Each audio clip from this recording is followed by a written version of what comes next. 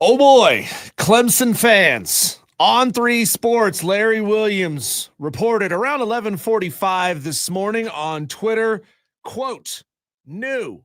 There is significant concern within the football program about Cade Klubnik's ability to play Saturday against SMU, end quote. Coming off his sprained ankle in the third quarter against Boston College. Welcome into Wire to Wire. I'm Diesel. He's Cole Bryson. You Tolos who are watching on the stream, we appreciate you being a part of the show. Those of you who have jumped in early, awesome. We love to see it. Cole, how bad is it? How bad is it that Cade Klubnik might not play against SMU? Well, you wish it could have come last week when you were playing Boston College, right? That's all you can think of. Maybe the week before when you were making that trip to Chapel Hill, right? No, wait till you get Kelvin Jennings coming to Death Valley. Wait till you get SMU, a team you went wire to wire with, right? Last year in the ACC championship game. It's bad timing because you do have a solid SMU team coming in. I'm not going to say that SMU's a really good team, but it's a solid SMU team, Diesel, and the timing's bad. But guess what? You know what the reality of it is? Clemson's a big blue blood. Clemson should have 5 stars. Clemson should have guys like Oklahoma and Georgia that when their quarterback goes down, they can rely on. Hopefully they do. Maybe we find out.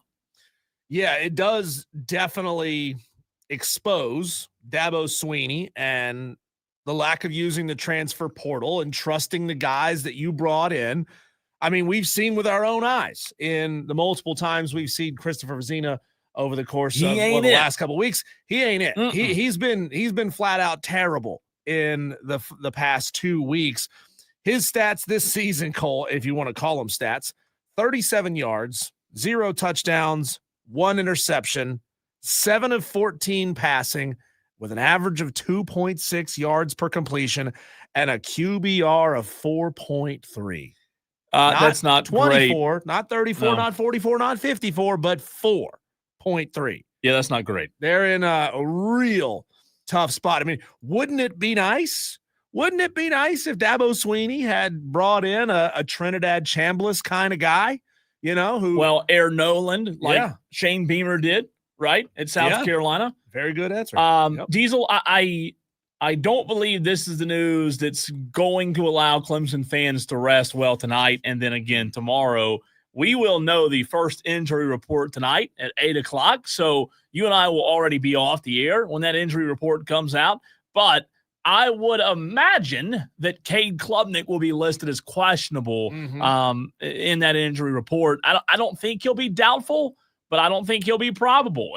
I've heard reports and rumors, Diesel, that Vezina has been getting quarterback 1 snaps all week this week. So I don't know. Well, here's the problem. If you go back and you look at that North Carolina game and you go back and you look at that Boston College game, especially the UNC game, Christopher Vezina was getting reps with the 1s after Cade Klubnik was sat, and he still looked bad. Like, if you're telling me a backup quarterback goes out there with the 2s and they're dropping passes, that's understandable, right? They're the 2s for a reason.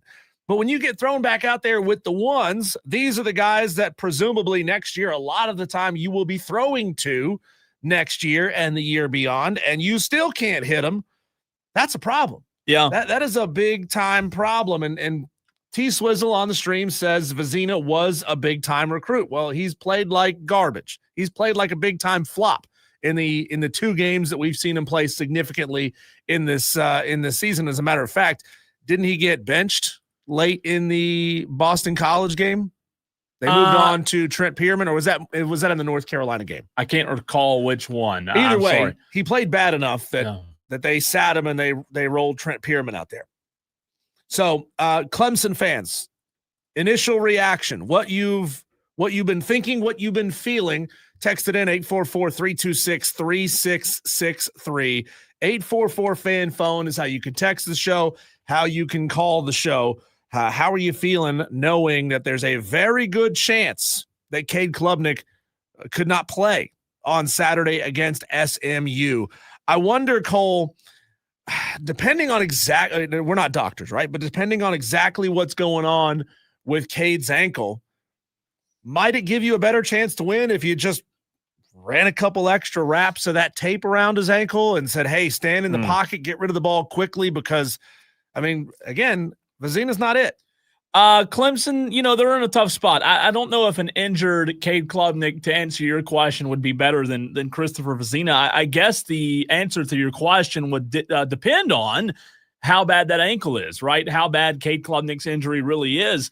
Christopher Vezina, to T. Swizzle's point on YouTube, yeah, he was highly recruited out of high school, Bryanwood High School in Birmingham, Alabama, or Bryanwood Christian, rather. You're talking about a four-star guy who had a 247 sports rating of a 95, right? So this was supposed to be a really solid recruit as a four-star. You're talking about a guy that has the looks. He's 6'4", he's 210, he looks like a college quarterback. Unfortunately, for whatever reason, Diesel, in college and his limited snaps, he hasn't fit the bill, to your point. So I don't know how bad Cade's ankle is. I think to answer your question, you would really want to know the extent of the injury, right? Because if he's really, really hurt, you don't want to throw him out there. If he's semi-hurt, you may think about it. You may let him say, okay, Cade, you decide, are you good enough to play? And boy, Kevin Buggs brings up a great point. Kevin Buggs, let's get to this real quick. Diesel, he says, might have to take SMU for the upset pick. And I texted you this morning when this news broke. Yeah. Me not getting in an upset pick yesterday could pay off in a big way, and here's why. That's cheating. That's cheating. We always give ours on Wednesdays. No. Look, you make dragged the rules. your feet. You make ran the out rules. the clock. You make the rules Friday. Hey, look, for those Tolos out there curious, the line yesterday was locked in at 3 o'clock at Clemson minus 9.5. Yep. It's now, since then, fallen to 6.5. If he's officially ruled out, Diesel, I expect the line to drop maybe a point more to 5.5 or maybe even 5. The point being, if you have not made your upset pick yet, that might not – I mean, do you really have faith and confidence that without Cade Klubnik, Diesel, Clemson, Christopher Vezina can beat SMU? No, I don't. Yeah. I don't. And look, all we can go by is what we've seen with our own eyes. We've seen him out there a couple of games this season, again, with the ones in the second half of that North Carolina game, and he wasn't it. Maybe he surprises all of us. And for his sake, I genuinely hope that he does. Yeah. I genuinely hope that Christopher Vezina, now that he's had a full week with the ones and now that he is the guy, suddenly, comes open like a beautiful flower. And all of a sudden he throws for 250, and it's not entirely on this run game to win this game and not entirely on the defense. Look, it's not a given that Clemson loses the game because Vezina would play. Yeah. We know that Clemson's defense is playing really good right now. Adam Randall seemed to, be running the ball a little bit better last week, and they're using him now in multiple ways instead of trying to force him to be RB1 and kind of pigeonhole him in that role. But it certainly hurts to not have Cade Klubnik out there. And again, it does expose the lack of depth in the quarterback room at Clemson. It's interesting. And by the way, I think the game you were referring to where Pierman came in was North Carolina. I don't see any snaps listed for Pierman against Boston College. And he took 3. Well, I don't know if he took 3 snaps. He had 3 completions.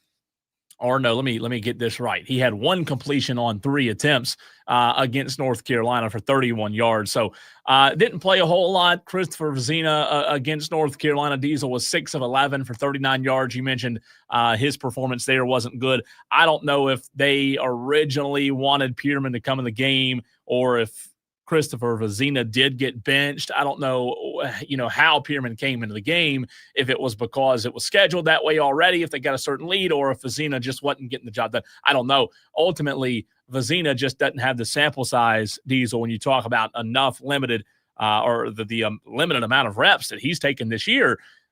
Just like in high school, you talk about all the time, kids don't really learn much at the middle school C team level that prepares them for a Friday night. It's different. And Christopher Vezina's learned the same thing at the college level. Saturday, when you're the man, it's a little bit different. And I don't know. I would feel better if they were going against North Carolina or Boston College, but they're going against a pretty good Kelvin Jennings. Well, at the very least, you can take solace in the fact that this is a home game. If this was a road game, oof. Now, if it was a road game against a team that actually brought fans to the stadium, because Yeah. SMU tends to struggle with attendance, issues. And, Gerald Ford Stadium is not that big to begin with, and they don't really attend super, super well. They might, because they're off to a good start and it's Clemson, but who knows? I mean, that is the silver lining if Christopher Vezina has to go, that this is a home game, and then you can lean on that fan base to provide some extra noise and really help that defense out. And hey, if it's to the point where you're telling me that defense is good enough to hold Jennings and this SMU offense to 17 points, I think there's a chance that even if Zena does not come alive and play better than what we've seen him play all year, that there's a chance they might still win. At 844-326-3663, a couple of upset picks coming in, which, by the way, the upset pick challenge is open. If you send it in before the showtime, sorry, it will not count. Cornship gets his upset pick in. Marv on the Hub City Spartanburgers text line says, I'm not a big Cade fan, but as a longtime Clemson fan, that is going to hurt if he is a no-go. John Dog taking SMU over Clemson. Gamecock Mark Diesel saying, you guys talked me into it. I'm taking SMU plus 9.5 over Clemson. Hey, look, we're not trying to talk you into it. Right. I'm just saying that's what I did, and don't listen to me because I've been horrible. But going back to what you just said a minute ago, Diesel, if Vecina's the guy, you would imagine that this Clemson defense is just going to have to really, really, really step up in a mighty way. Right? They're going to have a big game. They're going to have to almost kind of win the game for Clemson with Vecina out there. Maybe he says, hey, you know what? It's my time to shine. Maybe he goes and proves us all wrong and has a Chase Bryce type game. Remember Chase Bryce's game when he came in, and sure. I can't remember the opponent, but he made a really good couple of plays. And Clemson fans out there listening, T Swizzle will tell me which game that was. I remember he came in due to injury, and he played well. He played well in the Valley and got the win. And it has happened before, and now is the time for Christopher Vezina to prove his worth for next year, if this happens to be the case. Or are we spending this whole first segment thinking about something that's not going to happen? Diesel, I don't know that we are, because it doesn't look now. The reports don't look great when it comes to Cade Klubnik's health. Yeah, that was against Syracuse, by the way. He came in and beat Syracuse in what season was that? That was 7. Wow, this makes me feel old. That was 7 years ago. Posted on YouTube the highlights of that game 7 years ago. You're talking about the 2018 season. That's wild. I don't like the thought of that as well. Do you think that we see this Clemson SMU now outpace what was the most popular pick yesterday, which was UNLV 100%. Over Boise State for 12.5 points? 100%. This is going to be the number one pick today, especially tomorrow if it's announced tonight, Diesel, that Cade Klubnik's out, which I would imagine. Here's how I feel on this announcement. I would imagine, and by the way, we're going to talk to Chapel Fowler of the state newspaper, who covers Clemson, in about 8 minutes. So Clemson fans, make sure you're tuned in for that. Diesel, I would imagine that Dabo is going to try in his gamesmanship to hold this as close to his vest for as long as possible. I don't know. Maybe this is a question for Chapel, who's in the day-to-day on the Clemson beat. I don't know if Dabo has to announce him out until Saturday. Yeah. I know there's a report tonight at 8, which I like the conference does these injury report. I think there's another one tomorrow. So I think that becomes the question. When does Dabo have to officially rule him out? Can he wait until Saturday? He can. And speaking of that word, wait, we have seen just a flood of Tolos texting in their upset picks. Jacob in Spartanburg, Gamecock Mark, John Dog, several others have gotten their picks in for SMU to upset Clemson for 9.5. Remember, you're all making these picks based on an outside source saying that he might not play. Yeah. So, hey, but don't get mad here, Tolos, if you're making a knee-jerk decision based on some unconfirmed news and you end up being wrong. But I did.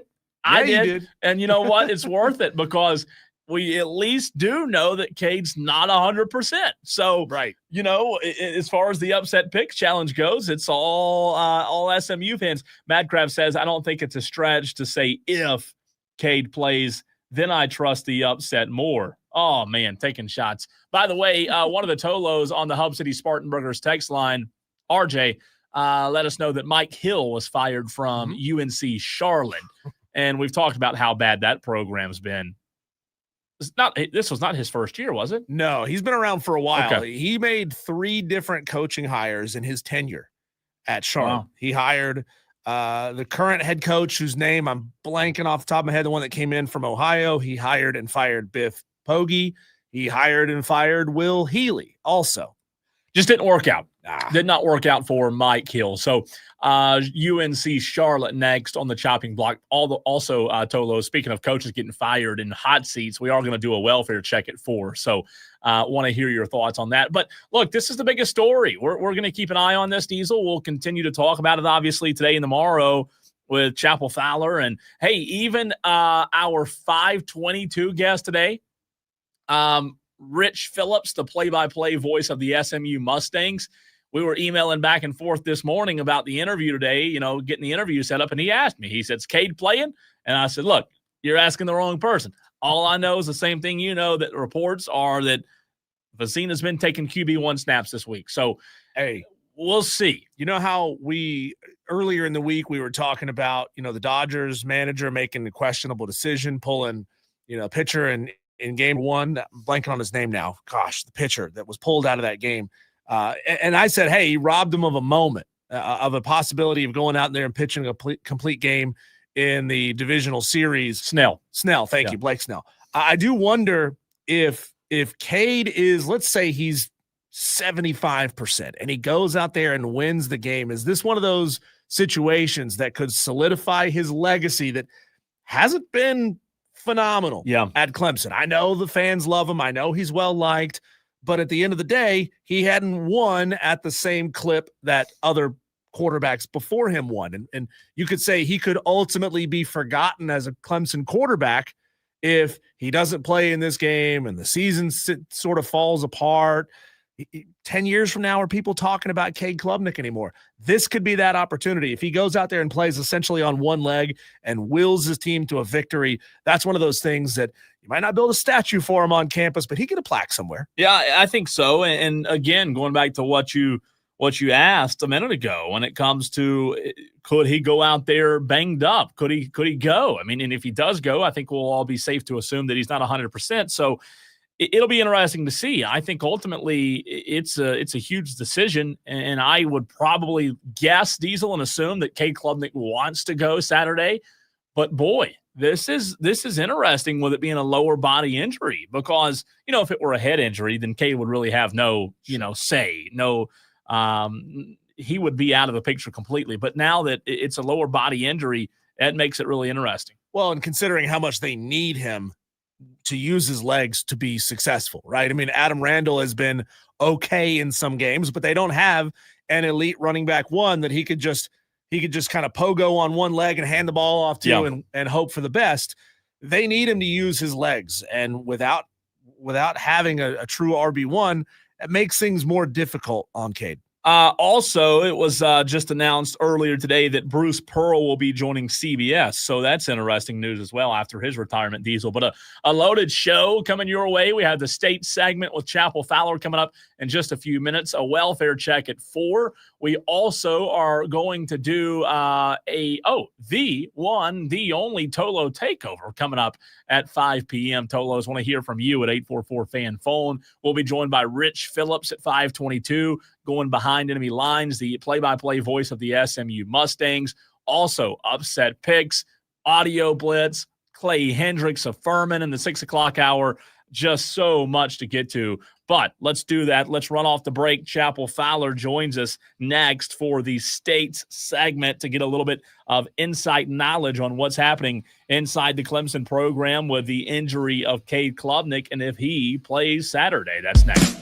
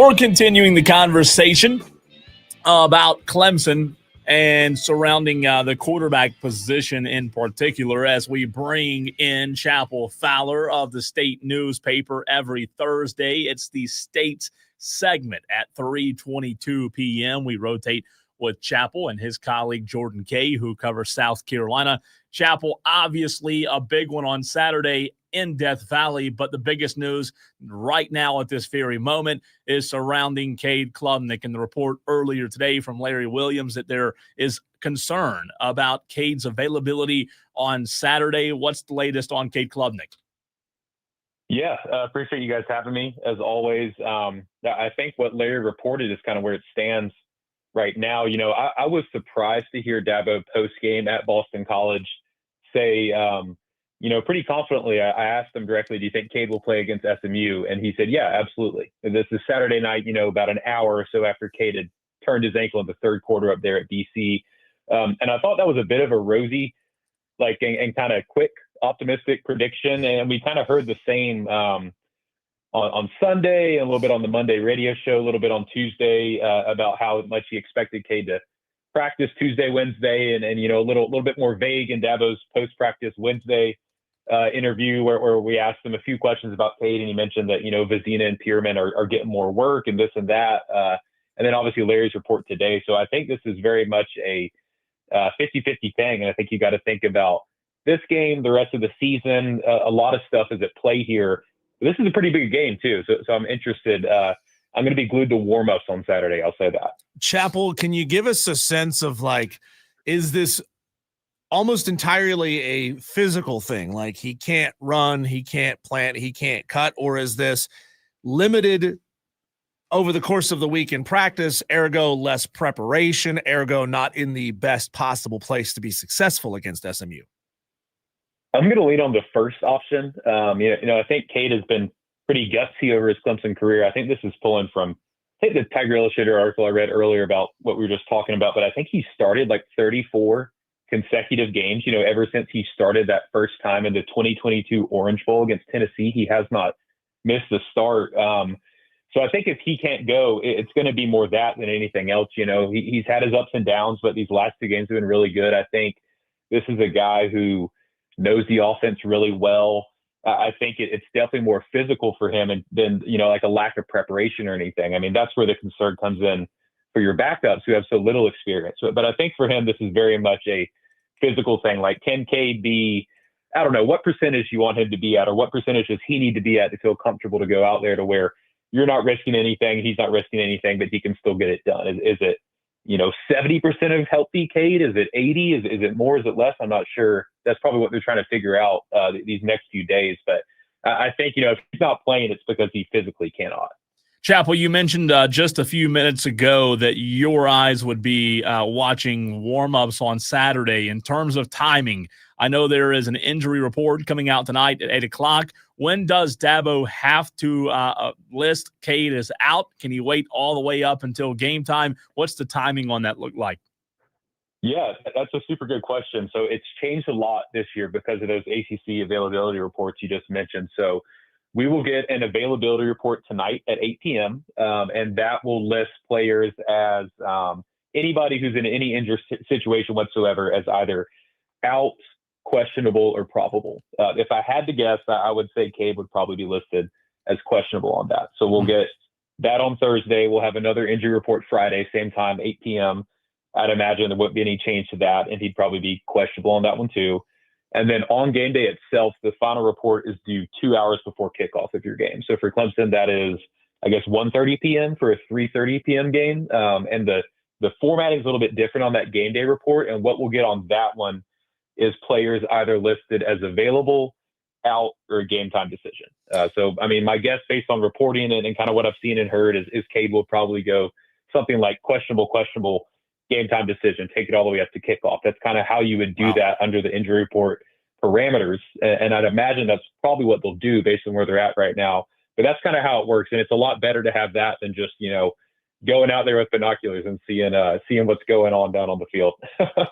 Chapel, I always like to ask guests, what's the target number? What do you think that whatever team we're talking about needs to hit to win this football game as far as points scored. And that certainly brings in the element of what we think the defense could hold that other team to. I mean, SMU, they've played some really good defense at times. They've played some really bad defense at times. They've scored a lot of points at times. Well, let me refer that they've scored a lot of points every game, but they haven't probably played a defense quite like Clemson's to this point. In your mind, even if Cade Klubnik is healthy, what does Clemson need to score to win this game against SMU? And, you know, with Cade possibly on one leg or on one wheel, or Christopher Vizina going, do you feel confident in their ability to get that? I'm trying to think of a good target number. I agree with you. You know, I think SMU's down on the bottom, you know, somewhere 10 to 20 in terms of passing defense. They've allowed a lot of passing yards per game. And like you said, some not great defense against some not great teams. Honestly, I think the teams' resumes are pretty similar. They've both mostly beaten the teams they were supposed to beat and lost to the more competitive teams. I think they were combined winning record teams or something like 1-4 in those games or something like that. Clemson only has one winning record game win against Troy. SMU has lost, obviously, those two non-con games. So I think it's pretty close. I'd probably go with like a 20, let's say 27. I'll say 27. Can you get to that? I think that's a lot more manageable with Cade as your starter. If you're not starting Cade, I think that's going to be a struggle. But I think just given how dynamic Jennings has been this year, that's kind of the number to shoot for. And then obviously if CV's in there, you're probably relying a lot more on your defense to kind of shut that SMU offense down after a few good weeks. But it's a tough quarterback to do that against. Chappell, you kind of hinted at it in the last few answers. Cade Klubnik say, like, I'm sure that we said this last segment. I'm sure Cade Klubnik wants to go.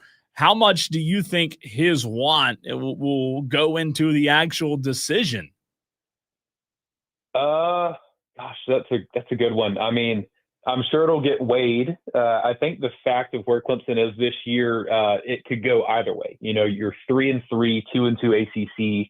This game's a big one to kind of get some added momentum for, you know, can you earn the table? Are you going to be in a good spot for a bowl game? Or if you lose this game, where are you at? You can think about it that way as a turning point. You could also think about it as, hey, this season is obviously not going to end the way that we all thought it was going to with a CFP run and like title aspirations and stuff. So can that go in one direction and say, Cade, you got to suit up. I know you want to suit up. Let's let you do it because we need this win.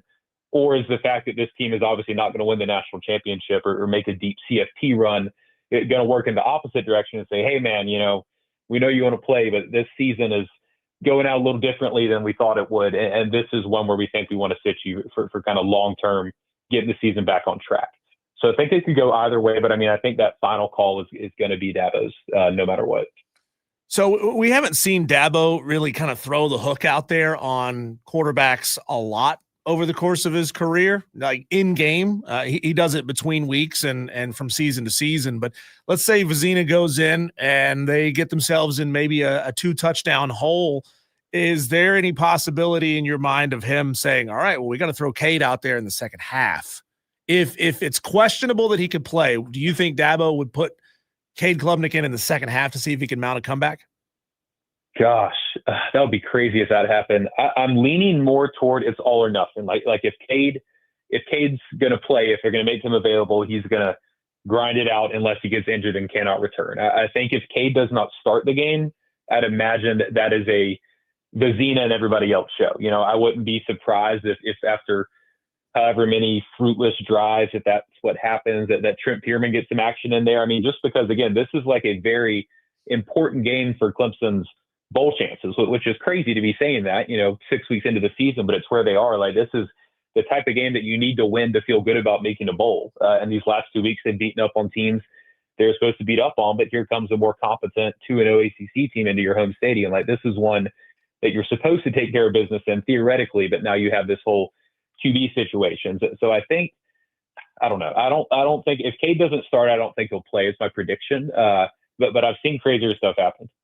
Chappell Fowler, the state newspaper, joining us right here on the Fan Upstate. Chappell, what do you make, before we put this Cade conversation to rest and get into the actual game with SMU and Clemson on Saturday afternoon, what do you make of Christopher Vezina's development this season? Because he hasn't looked great in the limited snaps he's seen. One of our listeners pointed out in the very first segment that he was highly recruited coming out of high school, and Dabo's expressed his belief in him. He was a 4-star guy. Are we missing the boat on Vezina just in terms of maybe we haven't seen him in the capability or in the capacity where he has the ability to actually shine? Or do you think that if Christopher Vezina does go Saturday, it really takes Clemson's chances down a good bit, as you've already seen with some line movement just today? Yeah, not even a 4-star. I know he finished as a 4-star, but he was a 5-star for a good bit of his time in high school up until the very end with those final ranking adjustments. So it's a guy they've been high on for so long. I don't really count too much of the Boston College game against him. I don't think he looked great, but I think that game was in such a different position. And, your starting quarterback's out. You're not really sure where he's at. Maybe it's just one drive for the backups in. I thought that interception he threw at the goal line, what was not a good play, but kind of a silly play call in general. I would have rather just, kick the field goal if I'm Clemson there and not put your backup in such a odd spot on his first pass attempt of the game. But against UNC, I saw a little good and a lot of underwhelming. That was that game where he really got an extended run, not just on the field, but with the first team offense. And we really had never seen that from him. It's always been mop up duty against FAU or App State or whoever. I think he had a few decent throws in that game and did, the offense moved pretty well in the second half of that UNC game. And UNC, wasn't playing all third stringers at that point. Some of that was the Tar Heels starting defense. So I don't know. I think the jury's still out a little bit. I think if he starts, your chances of winning are probably hurt a little bit to a lot in my mind. Where it falls in that range, I'm not sure. But I think this game, if Vezina does start and play a lot, I think you'll get a good sense of where he's at, just because we literally have not seen. I mean, he'll probably play more snaps if he starts the game against SMU that he's played maybe in his entire Clemson career. I'd have to look at the numbers, but I'd imagine it would be close. This guy just really has not been on the field a lot, which makes Saturday kind of a blessing and a curse if that does happen. Talking to Chapel Fowler of the State newspaper, as we do every other Thursday here on Wire to Wire with Diesel and Cole Bryce. And I want to ask you about Clemson's CV, but not Christopher Vezina. I mean the more academic curriculum vitae, meaning their resume. When it comes to defense in this game, how much more aggressive do you anticipate Tom Allen's defense needing to be to shut down a guy like Jennings, who is as mobile as he is, knowing that they kind of need to be in that maybe 10, 14-point range giving up to win? Yeah, that was a nice little Latin wordplay there. That was big time. Thank you. Yeah, I think this is a tough one. I mean, it's a different kind of quarterback than Haynes King, who really gashed him in a lot of ways. Obviously, Jennings is not a bruiser. He's kind of a nimble, move around the pocket guy. I did notice he really doesn't have a lot of rushing yards this year. I think his net rushing yards total, which of course includes the sacks, is 20 yards or something, maybe fewer. I know he has one rushing touchdown. But it seems like most of his damage has come from kind of extending plays, staying in the pocket. I mean, we all saw that in the 2024 ACC title game, just how he drove SMU down the field. I think it was 3 straight scoring drives, that game-tying touchdown in the back corner of the end zone before the Hoosier field goal. So Clemson has kind of seen what this guy can do if you're not pressuring him consistently. If you let him sit back, he can really extend plays, flick it off his back foot for 50, 60 yards. So then this is very much a, ramp up the pressure game. And we've seen that a little bit the last 2 weeks, just overall defensive consistency, better pass rush. I think season high 5 sacks against Boston College. That really needs to continue, because if you let that guy sit back and kind of dice up what's been an iffy passing defense already this year, I think that's potentially going to be a lot of trouble. Chapel, how do you think the news over last weekend about James Franklin being fired at Penn State, how do you think that sent ripple waves or shock waves throughout the rest of college football for a guy like Graham Neff, who is in charge of a really big project, a really big athletic department at Clemson, where obviously this season hasn't gone to Dabo Swinney's liking? What kind of shock waves do you think that sends to other programs across the country? I think it is a very tangible shockwave. I think a lot of athletic directors probably saw that news and thought, their own equivalent of oh my gosh, that just happened. And what does that mean for me and mine? Not saying that, went through Graham Neff's mind when he saw that news, but I'm sure there were a lot of ADs nationally that thought the same thing because, I don't know, Franklin was considered for so long a guy who was untouchable just because of that like really high floor that he had them at, which was excellent, really. I mean, historically good. And, it's so hard to win consistently like he did. But to see something, I think it's a combination of them being willing to pull the plug and fork over all that buyout money, which is a lot of money. I think that's part of it. But it's also just a reminder of how stuff can change so quickly. Like, I mean, I saw some video earlier this week, and it was, I think roughly 2 or 2.5 weeks before Franklin got fired, and it was them at home, rocking atmosphere versus Oregon, and they're up like a touchdown in the third or fourth quarter, and the crowd is going crazy, and you're like, oh my gosh, like Penn State's going to do it, like they're in control. And to go from that, the UCLA loss, the Northwestern loss, to getting fired, like, I mean, I think it was just a good reminder that things can change like so quickly. And I think it's probably on a lot of AD's minds. So yeah, I'd say a tidal wave is kind of what that did. And he's talking on ESPN on Saturday, so that'll be interesting. Yeah. 11 a.m. live interview. Wow. Chappell, I saw you post a couple of hours ago about the upcoming announcement of a big time country concert. George Strait coming to Clemson's Memorial Stadium. We saw them host the Savannah Bananas a couple of months back. And, you've heard from various people who run big time facilities saying you can't you just have 6-7 games in these facilities a year anymore. Do you think that is a big time push and priority from Clemson brass to try to get more and more and more outside events to Memorial Stadium? I think it is. I'd argue it should have come sooner because there's a way to do that smartly. I mean, Clemson has a great field management team and a lot of smart people working in athletics that can coordinate that stuff and make it happen and not have it really impact anything football wise. It's crazy that I think so whenever this concert gets announced tomorrow, whatever date it is, it will end up being 26 years, like kind of their post hinted at 26 years since there was any type of concert in Memorial Stadium. The last one was the George Strait Country Music Festival in 1999 that featured him and a few other guys, McGraw, Urban, maybe some people like that, the Chicks. So the fact it's taken that long to bring it back is kind of crazy. I think time just gets away from you sometimes. But I mean, I can remember talking to Neff like 2 or 3 years ago, and him talking about the idea of concerts and other stuff, and then exploring that. So this one kind of makes sense for nostalgic reasons, but you add in the Bananas game and stuff like that, it's definitely, I think, a tangible effort on their part. I mean, the net profit from those sometimes isn't, exponential. You don't bring in like $1 million from doing that because, you pay a lot of the cost and some stuff offsets. I think the net from the Savannah Bananas game probably wasn't anything above like $200K, $250K.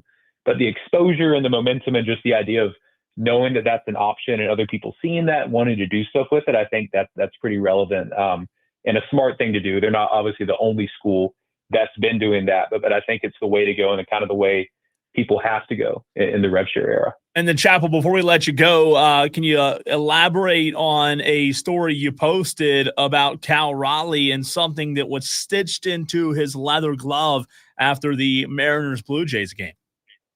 Yes, wonderful tee up. Thank you. So I really stumbled into that. Cal Raleigh used to be committed to Clemson baseball, and Jack Leggett, right before Leggett got fired, and he broke off his commitment after that, went to Florida State, and obviously he's doing his thing. 60 home run man, got the Mariners right on the edge of the World Series. But him and Leggett have remained close. And if you look at Cal's glove, it's probably hard to see on broadcast, but I tweeted a picture that I found of it where I also had to zoom in like crazy. It was very much like Zapruder film stuff for me on Getty Images yesterday. He has the number 220 stitched into his glove, and that is a little joke that him and Jack Leggett have where like a standard electric wall plug that you plug your computer charger into, that's 110 volts. So if everybody else is, playing at 110 or everybody's sticking their finger in one electric outlet, you, Cal Raleigh, need to stick your finger in 2 and play at 220, essentially twice as hard as everybody else. It's kind of this motivational thing that Leggett texted to him a few years ago, and it really caught on. And, now before big games, Jack Leggett will just text Cal Raleigh 220, nothing else, literally just the number. And that's kind of their thing. So kind of a cool story about a relationship between would-be player and would-be coach a decade ago at this point, that's still kind of going strong. Leggett flew up there and watched a few of their games in the ALDS and is like the biggest Mariners fan in Clemson now. But because of that funny misconnection that's kind of turned into a lifelong friendship between him and Cal. So very appreciative of Jack for sharing his time for that story earlier this week. And again, it was one of those where it was so good it kind of just wrote itself. Like that's all. That's their awesome tradition. I'm just the one being like, okay, this happened. Like y'all, this is pretty cool. Chapel, great stuff as always, man. We appreciate you, and we'll see you again in 2 weeks. All right. Sounds good. Thank you, Cole. Absolutely. Chapel Fowler, the state newspaper. I'll see him Saturday. Diesel will be live in Columbia for the South Carolina-Oklahoma game. I'll be at Clemson for Clemson versus SMU, maybe with or without Cade Klubnik. We don't know, but Diesel, that's the biggest story. Yeah. We'll continue to monitor it. Now obviously. I'm just wondering if I need to leave at like midnight to get down there in time to beat all that fair traffic. Probably leave right now if I were you. When we come back, Cole, let's do our whip around the sports world, all the other stories that we'll go rapid fire on. Daily Wires, part 1, coming up next.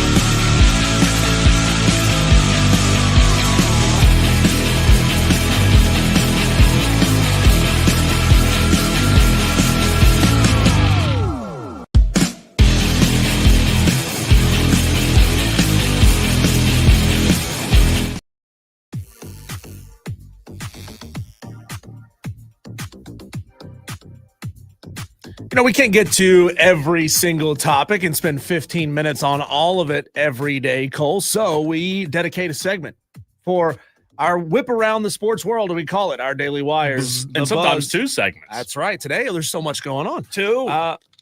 Tough news if you're an Alabama Crimson Tide fan. It looks like Jam Miller is questionable to play for the Tide Saturday against Tennessee after sustaining a concussion last week. Jam is Alabama's leading rusher, is averaging 4.6 yards a carry on the season, and has a touchdown and a total of 267 yards for the Tide. You mean to tell me that their leading rusher only has 1 touchdown on the season? Crazy, right? I love the name, though, Jam Miller. Yeah. I love that. Here's the wild thing. They only have 6 rushing touchdowns on the year. We're talking about the same Alabama or Yeah. a different Alabama? Yeah, Ty Simpson has 2 of them. Wow. That's not the norm, Alabama. That's for sure. No, it is not. Dolphins Wow. quarterback Tua Tagovailoa apologized for the comments he made after Sunday's loss to the Chargers. He criticized his teammates for being late to player-only meetings. Mike McDaniel said something about it. We had that in our Daily Wires yesterday or the day before. Yeah. If I'm Tua, I'm not apologizing. No, don't apologize for them being late and It not makes showing Tua up. look weak. Come on. If they suck at their job, call them out for it, right? I mean, that to me says Mike McDaniel doesn't have a Tua's backbone. Right. Mike McDaniel's got to go, man. This whole Dolphins thing just gets worse every week. I mean, if I'm Mike McDaniel, my response to that isn't, it was the wrong place, it was the wrong forum. It's, look, I'm not involved in player-only meetings. They are player-only meetings. Yeah. But if you got guys not showing up, that's a problem. That's a problem. And we need to fix it. Yeah. Bears quarterback Caleb Williams on Wednesday said that he could care less about commentary about his play following their victory on Monday Night Football, saying, quote, "People are going to say what they have to say. We win, we lose, people have stuff to say. It was lucky. It was not lucky. People have stuff to say. Have a bad game, have a good game. People have stuff to say." Talking about Troy Aikman. Troy Aikman, not the biggest Caleb Williams fan, I don't believe. Well, me neither. But I did let that go. Yeah, that's true. I did say that I let my Caleb Williams. He's had a good year, go. yeah. Believe it or not. Good start to the season. George Pickens' start to his first season with the Dallas Cowboys has a lot of people wondering whether he would want to remain with the organization after 2025. Said, quote, "I wouldn't mind it. The guys in the locker room are super cool. The energy is great. But like I've said, I always want to showcase my talents. Most definitely." What can you tell me about this? Meaning it's about money. And he's only on a 1-year contract. And I think if I had a guess right now, I think George Pickens is brought back because he's had an exceptional season. Him and Dak have started to get hot lately with CD being out, Diesel. So as a Cowboys fan, I hope George Pickens is back next year. Brock Purdy practiced for the San Francisco 49ers this week. That's his first step in getting back on the field after the toe injury he aggravated in week number 4. J.J. McCarthy's high right ankle sprain is, quote, getting there, but it's not yet 100%. He said in practice yesterday that he also said he received well-respected second opinions that indicate his timetable is he could be back in about 6 weeks. Big for the 49ers. And Cole, last here before we move on, Charlotte, the 49ers have fired their athletic director, Mike Hill, just 13 months after issuing him an extension. Ooh. Mike got them into the American Conference. That might be the best thing he achieved while AD there. But he also hired and fired 2 disastrous head coaches during his tenure, Will Healy and Biff Poggi. Yeah, it's been a disaster up in the CLT, that's for sure. I don't know what their plan is moving forward, but Diesel, that leads us right into the 4 o'clock segment. There have been coaches already fired this season. Who's next? We haven't done one in a while, a welfare check. And the very next segment, who is next on the hot seat to go to be like Dewey and get fired? A little welfare check, Tolo. Also, want to hear from you, Tolos, as well, next.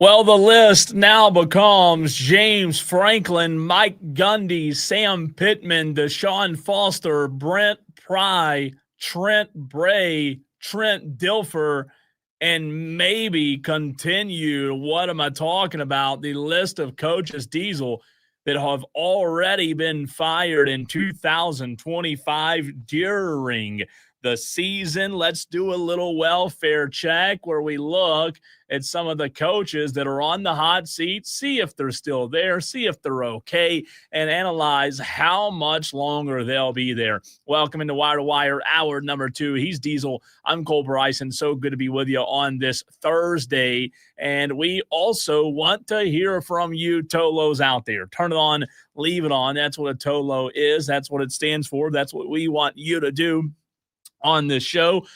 Just a reminder to continue to get your upset picks in, 844-326-3663. Remind me, what was your upset pick, Diesel? I took UNLV plus 12.5 over Boise State. That was the game I almost took. That was the one I was looking at, and I couldn't, though. That's right. Leprechaun of Lyman said I could not take that game. So I didn't. I waited until today, and then when we got the news about Cade Klubnik this morning, I said, heck, why not? You jumped on it. I'm going to jump on it. I'm going to take SMU. And here's what's wild. I didn't get to this with Chapel. The line is now 4.5 points, There's Diesel. A lot of money coming in on SMU right now. Or it's the fact that Cade Klubnik, the Cade Klubnik's injury is moving this thing that much, Diesel. And here's the reality of it. I'm not saying Vegas knows more than we do, but just watch that line. I mean, that line movement tells you all you need to know about Cade Klubnik, in my opinion, because it opened on Saturday night at 11.5. It has dropped from 11.5 to right now 4.5, which is mind-boggling. I would not be shocked if right after 8 p.m., if the injury report says doubtful, this thing may flip the other direction. I mean, it's crazy. This thing could flip the other direction to where SMU is the favorite. But what did I text you earlier, Cole? Yeah. When you said, oh, my God, look at what's going on. And I said, wait a minute, I thought you were telling me about my pick. I was like, oh, crap. Did Dan Mullen accept the Penn State job? Did Dan Mullen accept some job somewhere that I don't know about? Then you sent me this thing about Cade Klubnik being possibly out. And I said, watch. Christopher Vazina is going to win this game for Clemson. And if that happens, Cole, you should just tell Dan to take all your points away and say, I quit. I'm not playing. There's a good chance. There's a good chance I'll do that. There is a good chance. Breaking news from Brett McMurphy, and this goes well into our welfare check conversation that we're having right now. Tweeted out literally seconds ago, Indiana and Kurt Signetti have agreed to a new 8-year, $11.6 million deal through November 30th of 2033. And he also puts on there, sorry, Penn State, Florida, et cetera, et cetera. Wait, is that 11.6 per year? It just says 8-year, $11.6 million. That's what the tweet says. Indiana, Kurt Signetti agreed to a new 8-year, $11.6 million through November 30th, 2033. Gotta be 11 a year. Because, I mean, otherwise, what are they tweeting about? If he says, hey, we're going to give you $12 million over 8 years, that's not, like, all that noteworthy. Man. They're doing everything they can to keep him. And, hey, look, I'm happy that finally you got sort of that middle of the road. 10 years ago, 5 years ago, you would have called him a bottom-dwelling Indiana football team saying, you know what? By God, we are not going to be bottom dwellers anymore. We gave this guy a chance at a power school. He is winning like crazy. We're going to throw every single dollar we can at him. Think about it this way. They're getting $40, $50, $60 million a year from the Big Ten. They might as well spend it, by God. What else are you going to do with it? I don't know if that's per year or what, but again, Brett McMurphy, all he tweeted, Brett McMurphy of, who's he with? On 3 Sports. Mm-hmm. Again, if you just tuned into the show, here's a edited tweet that just came in. It helps to have tweet notifications on. Here you go. Brett might be listening to the show. 11 seconds ago, Indiana and Kurt Signetti agreed to a new 8-year, $11.6 million through November 30th, 2033. That's all the tweet says. Sorry, Penn State, Florida, et cetera, et cetera. So it is an 8-year deal. That's what he added on to the tweet. And Madcraft's like, are you kidding me? 8 years. I think that's 11.6 over 8 years, Diesel. In addition to? Yeah, it's got to be, right? Because we had the conversation the other day about Matt Rule in Nebraska, right? And yeah. I watched an interview today live with Matt Rule on the Pat McAfee show, and I know coaches say what coaches say, but Matt Rule seems really happy in Nebraska. So maybe Nebraska's next, Diesel, to come out and say, here's an extension for Matt Rule. Signetti's off the board. Matt, wouldn't that be crazy? God, what if they had to go either a Power 4 coordinator or a G5 head coach because everybody else was locking up the coaches they already had? They'd call James Franklin back, I think. That would be – I don't know. I don't know, but like Dabo makes 11.4, roughly. It's a lot of money, and now Indiana just getting ahead of it because – we know that Florida's about to come open. We suspect Diesel. We know that Penn State is open, and this is huge because Curt Cignetti's name, as we're doing this welfare check segment, talking about coaches on the hot seat, this is a name that was going to be thrown out there probably at the very leader, probably being the leader in the clubhouse for the Penn State job. Yeah, that's fascinating. I mean, you don't see the elite head coaching jobs come open all that often, right? You just don't see it. I mean, Penn State has how long was James Franklin there? Like 10 years or so. And outside of that, obviously Oregon's locked up, Ohio State's locked up. It feels like Michigan is probably locked up for a while. So you don't get those tippy top upper crust A-level jobs coming open. So Shadow of Death Valley, I didn't mean to cut you off, said no, Cole, it's 11.6 a year. I read the tweet, Shadow, as that 11 was extended. So cutting that 11 up over an 8-year span and adding that on to what he's already making. Am I wrong that? Well, that's what really matters. I mean, Brett, he edited his tweet, but he didn't specify, is that 11.6 a year for 8 years, or is it, I'm guessing, what was Curt Cignetti probably making at Indiana? I'm going to guess 5, maybe 6. And I want to be very clear. I was not implying that he was only making 1.4 a year. He says Cole's trying to get Cignetti on the cheap. We literally said that it's a extension. When you get extended, you get more money on top of what you're already making. If that's hard for you to figure out, I'm sorry, Shadow, but it's an extension. So we would imagine that you break that up over 8 years on top of what he's already making, right? His current salary, this is Google AI overview. His current base salary is $8 million a year, right? Which is crazy to me. That you're telling me that Indiana's paying more than South Carolina? Yeah, and he's only $3 million per year less than Dabo. Right. Well, Dabo's and he's only been there for 2 years. Right. And so what I'm saying, Shadow, is maybe I worded it wrong. I would imagine they take the 8 that he's already making and the 11 that he's getting extended with and take that 11 and break it up over 8 years. And the math on that's 1 point whatever. Yeah, Madcraft, 1.45 a year. So does that mean they bumped him from 8 to 9.5? Right. Or did they bump him from 8 to 11.5 for 8 seasons? Yeah, it's not clear. It's not, 8 to 11.5 just seems astronomical to me. Gotcha. Dabo's making 11.4, Diesel. You mean to tell me that Curt Cignetti all of a sudden, as of today, is making 11.4 a year? Maybe he is. Dabo's going to call his agent and be like, hey, man, can you get me 15? Let's see. I don't see any details. Oh, my gosh. That's a lot of money. That is a lot of money. But, again, we don't have the insights on the contract. That's just what I would assume. Shadow says the tweet I linked has the official breakdown from Indiana. Okay, well, share that with us if you don't mind. If you reposted it or tagged us in it. The On3 report that just came out, Diesel. Here we go. Indiana head coach Curt Cignetti has agreed to a new 8-year contract with an average annual compensation of approximately $11.6 million. Wow.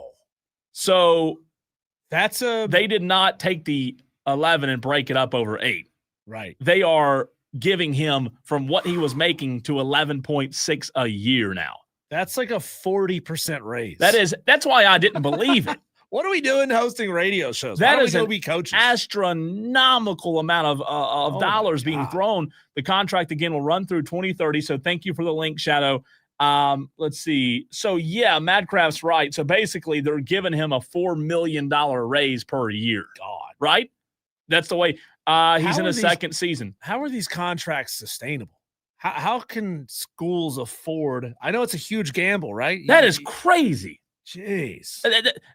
That's why I was just assuming when I saw the post about the 11.6, I just assumed, okay, they'll break that 11.6 over 8 years. That would make sense. Tack it on to what he's already making. Because $1.5 million raise, that's a lot, but it feels appropriate for a guy that never won the Big Ten, never won a national championship. That's 1.4 divided by the 8 years. If you take the 11 minutes, I imagined they would just tack on 1.4 a year, and Cignetti would be pretty okay with that. Oh my God! But no, they're tacking on what do you say, $4 million raise. And to Tease Whistle's point, that guy hadn't even won a championship. Now, not saying he's not deserving, but that's Indiana to me saying, hey, we're planting our flag that Cignetti's our guy and that we're a contender. I mean, 11-2 last year, right? 8-1 in the conference. 11-2 against an awful schedule. This is unbelievable. Oh my God! He's won one big game. Wow, one big game, and they're giving him a $4 million raise. Curt Cignetti, as of today, is basically making Dabo Swinney money. That's what it is. Let me look again. Dabo Swinney's salary is over 11.4 for the 2025 season. So all of a sudden, you're talking about Diesel, Curt Cignetti catapulting to the very top. Highest paid college coaches, Kirby Smart making 13.2 a year. Yeah. All right, Ryan Day making 12.5. Right. Lincoln Riley 11, Dabo 11, and that's it as far as 11 goes. Curt Cignetti's now making Lincoln Riley and Dabo Swinney money, and Curt Cignetti is now one of the highest paid, top 5 highest paid coaches in college football. Think about that. Woo. Over Steve Sarkisian, Dan Lanning, Brian Kelly, Bill Belichick, Kalen DeBoer, Lane Kiffin, Eli Drinkwitz, Josh Heupel. Oh, my word. Brandon this is Spartanburg crazy. Texts in at 844-FAN-PHONE, says Mark Cuban is an Indiana booster now and alum. There's your cash flow. Did Mark Cuban call him up and say, hey, we'll give you the bump?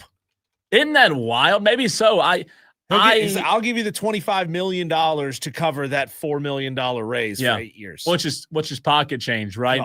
God. Mark Cuban earned a BS in management from Indiana University's School of Business. He recently made a large donation to the football program, which is part of a new long-term strategy for the team. There's even been speculation on a basketball change. But, yeah, that was just announced 6 days ago that the Hoosiers are strategically planning behind a donation from Mark Cuban. Wow. How about that? This football's gotten stupid. I wonder, what was this money earmarked for before Penn State fired James Franklin? If just $25 million, that's roughly the $4 million times 8 seasons. Yeah. Are you telling me that like they were going to put $25 million into stadium renovations? Were they going to put it into building a new building, whatever it may be? And they said, oh no, we got to use that $25 million to keep Curt. That is wild. So again, Kirby Smart's making 13.2. Ryan Day's making 12.5. Lincoln Riley is at 11.5. Dabo's at 11.4-ish, Diesel. And now Curt Cignetti's at 11. What was that tweet? 11.2, 11. That's unbelievable. He didn't say 11.8, did 11.6. 11.6, that's higher than Dabo. That is the total pay. So you're talking about Cignetti now being the 4th highest paid coach in college football, ahead of Dabo Swinney, who has 2 national championships. Wow. Dabo, by the way, has a buyout of $60 million. I don't know. By the way, Cignetti, just so you know, Diesel, was the 18th highest paid coach in the country with a $56 million buyout, by the way, which is insane. So today, Curt Cignetti went from 18 to 4. I'm going to have to change. I got to fix my math here. I said 8 times 4 is 24, but it's really the $3.6 million raise times 8. It's 28.8. Before some math nerd texts in and says, hey, you got your math wrong. Yeah. That's wild. And Texter says, let's not forget James Madison extended Curt Cignetti, and then he left right after. That's true. But hey, that happens all the time. Ooh.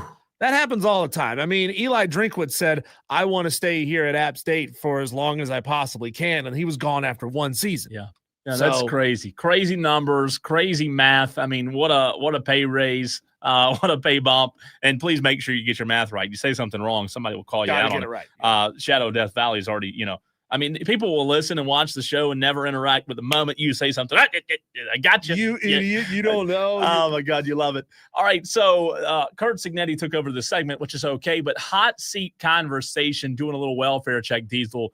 The coaches that I named off, like James Franklin, Mike Gundy, Sam Pittman, Deshaun Foster, Brent Pry, Trent Bray, and Trent Dilfer have all been fired. Who's next? 844-326-3663.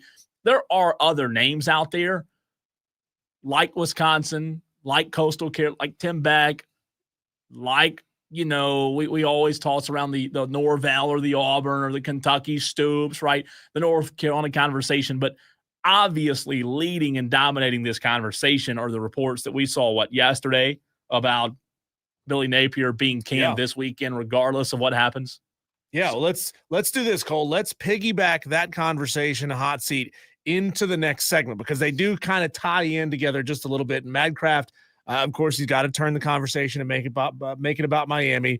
Dana White threw a couple of seashells at Miami, and fans are going nuts. So let's, in the next segment, Cole, let's kind of tie it all together. If you were a really good coach at kind of a middle of the road program, building something from the ground up, and a big-time opportunity came along, are you the type of guy that would run off to chase the dollars, or would you stick around? We'll mix that together with the hot seat conversation, all that coming your way next on the Fan Upstate.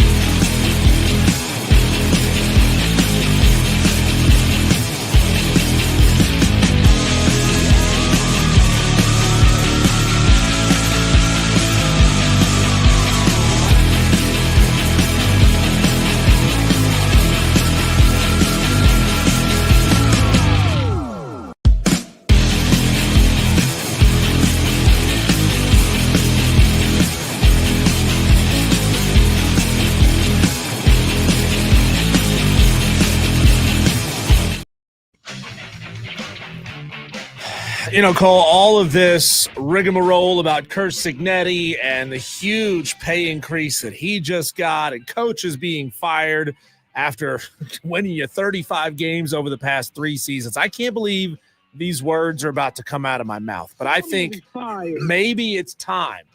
Maybe it is time for the group of 5, group of 6 to have its own national championship. Whoa! Because it is very clear. What? Very clear and apparent that we are not playing the same game. You're really saying that? I hate these words. I hate these words. Diesel, I remember last year, I know. you and we got into a debate about this is a bomb. You really said that? Are you okay? I hate the words that are coming out of my mouth. It's a bomb drop. But it is very apparent that Georgia Southern, App State, and Middle Tennessee State, and North Texas, we are not playing the same game that Indiana, Penn State, Michigan, Ohio State. We're not playing the same game they are. No. I mean, it is a money game that there is absolutely no way you can keep up with that. Like, there is no keeping up with these Joneses. No, there's not. And like, you're making astronomical amounts of money. You know, I mean, absurd. Tyler from Spartanburg wasn't happy about as much as Dabo makes. You know what I mean? I mean, Tommy's not making it. Nobody's making it. So I am floored to hear you say that. I'm stunned. I hate it. I mean, I still want to see my team in the college football playoff one day. Yeah. But like, as soon as you achieve that, here's the thing. That's like being the nail that sticks up the highest. You're going to get hammered. Ooh. As soon as you achieve that, your coach gets picked off. 80% of your roster is gone. You're not keeping any of these guys around. It's just, it's really depressing. It's depressing for a fan of a school that is not one of these super elites. We're going to get into. Oh, go ahead. I was just going to throw it to Kane. Yeah, we'll get into that conversation, a little offshoot of that here in just a second. Let's go to the phone lines and hear what Kane has to say. Welcome to the show, Kane. What's up, guys? It is money that makes the world go round, doesn't it? Yeah, it is. Yeah, it's a shame sometimes. Talking about who's going to be fired next, I predict that Mike Norvell is going to be fired. Whoa! This year? Over who? Yeah, next game. They lose this next game, I think that they're going to show him the door. Whoa! Wow, that'd be big. Who does Florida State play this weekend? Do you know off the top of your head? I don't. I'm going to pull up the schedule here in just a couple of seconds. I'll have it. Florida State plays Stanford on the road at Stanford. Yeah, I mean, if you lose to Stanford, you're gone. If you can't get any decent wins in your conference, yeah, and that'd be 4 straight too. I think that his seat is on fire. Kane, do you know what the spread is on that game real quick? Do you have any idea how? I mean, I don't. Florida State's favored by 18 and a half points on Saturday night. Wow. That's a lot. If there is a way to lose, I believe they'll find a way. Yeah. Kane, have you gotten us your upset pick yet? We'll wait until the next team. Team. Kane, have you given us your upset pick yet? I have. I went with Ole Miss. I like it. That's a good pick. Yes. Are you Team Trinidad Chambliss now? As much as I don't like Lane Kiffin, I believe in him. I believe in his. He's a wizard on offense, and I think that he is the ultimate troll. So if there's any way that he can just dice up Kirby Smart's offense just to troll him in the text chain, like he's going to do everything that he can to do that. Well, he called Kirby Smart fat in his media press conference this week. I don't doubt that. You haven't seen it yet? No. Oh, it's amazing. The reporter asked Lane Kiffin, you and Kirby Smart, 2 of the more demonstrative coaches on the sideline in football, and she asked, between you two, who do you think burns the most calories over the course of a game? And Lane said, on my way to this meeting, I walked by a TV. Kirby Smart was on it, and it doesn't look like he's been burning too many calories. Oh my goodness! Oh man, now I made a mistake on my pick because he just made Kirby mad. Oh man! Appreciate the call, I'm Kane. gonna lose this week. Yes, sir. Thank you. All right, take care.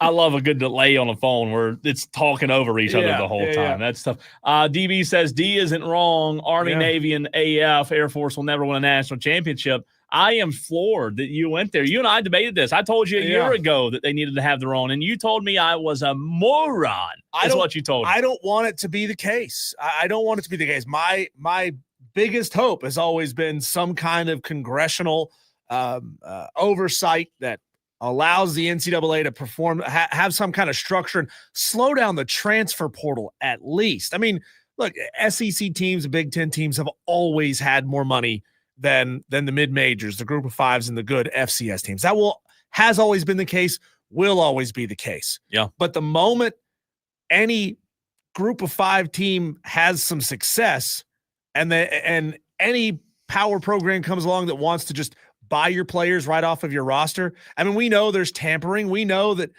coaches and maybe not coaches because they wouldn't do it publicly, but agents and back channel deals are being made while these guys are still on rosters. We know this is happening, and there's nothing anyone can do about it. It's not fair. It's not fair. It's wild. It's wild, but I'm shocked by that. Also, shout out to the Tolos. I see a lot of upset picks coming in. There they are. At 844-326-3663. Keep them coming. How did we do? We still need to get, I don't think we hit our number yesterday, Diesel. We still need a big jump today, Tolos. Yeah. Well, maybe these Tolos are waiting for all this news to play out. And that's what they're waiting for to get their answers. That's why I did. Lyman Robb sends his in. He's taking Mississippi State plus 9.5 over Florida. Is that game really a 9.5 spread? Mississippi State 9.5-point dogs on the road. Yeah, to Florida. That's I wild. was listening to Bet MGM last night here on the Fan Upstate Diesel, and I believe it was not Brad, but who's on there with Brad? Not Rob. No, it wasn't Rob. Wasn't Rob Brown this time. Anyways, they were saying that Ryan Horvath? It was Ryan. Yeah. Ryan was saying with all going on with the distraction of Billy Napier, he likes Mississippi State outright winner. And I'm surprised, as Lyman Robb did, I'm surprised, Diesel, that we have not seen more Tolos out there take Mississippi State over Florida as their upset pick. Because, couldn't we all see it playing out like that this weekend? Oh, yeah. Couldn't we see Mississippi State knocking them off? And by the way, if they do, they'd be 5-2 on the year, which not bad. And then just go ahead and ripping the Band-Aid off. That would be fun, wouldn't it? The former employer of your former coach beating you, getting your current coach fired. Yeah.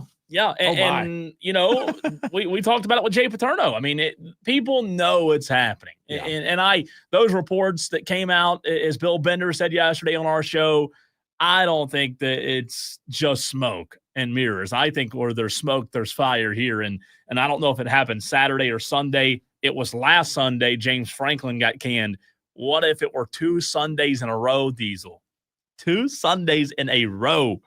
James Franklin and then Billy Napier. Yeah. That is, you're right. That's seismic. This one's wild. A WVU fan, 214, says Luke Fickell won't make it through the end of the year. I've seen Wisconsin on some hot seat conversations, Diesel. I haven't seen his name thrown out a ton. No, I was reading one article the other day about Wisconsin, and I don't know that the hot seat is really, really hot there.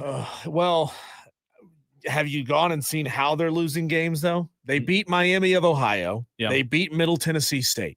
And then they've lost 4 in a row, blowout loss to Alabama, blowout loss, 17-point loss at home against Maryland, 14-point loss on the road at Michigan, and then a 37-0 bludgeoning at home against Iowa. Not good. You're telling me that with Ohio State coming up on Saturday, if Wisconsin can't keep this thing within 21 points, you're telling me that they're not pulling the trigger and firing Luke?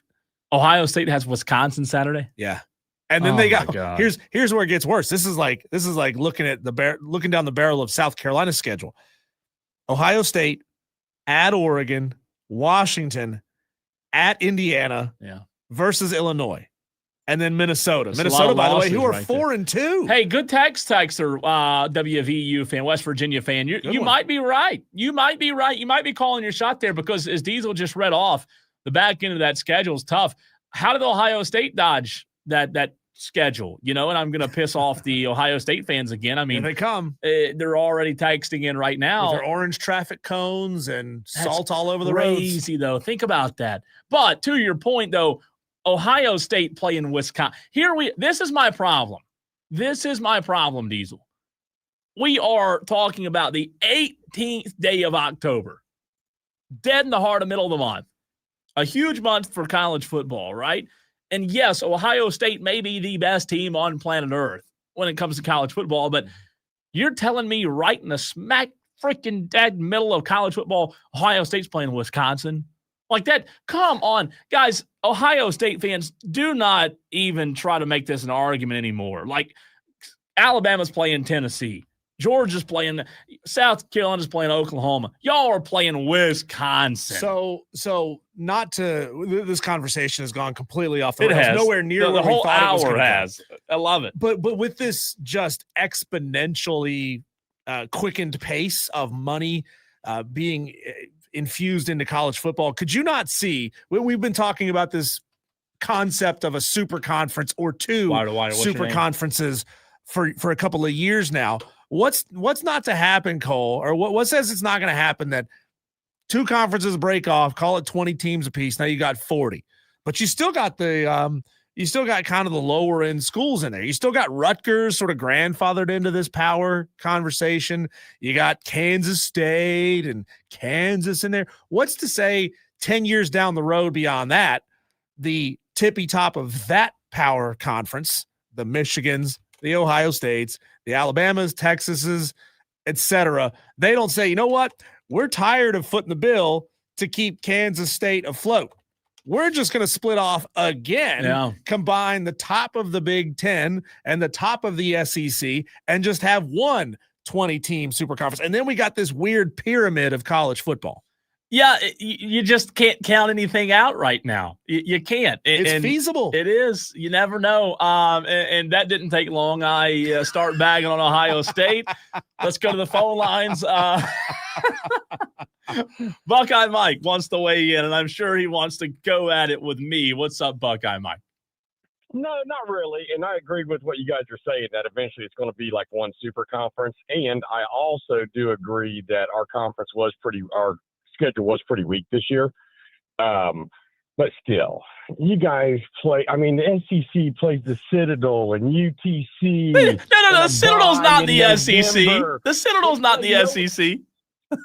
But they play nobody in November. Then they have a bye, and then they play their big rival. Wait, whoa, Buckeye Mike. Look, I'm afraid to come at you too hard because you are giving me some assistance behind the scenes on something. I can't reveal it yet to the Tolos.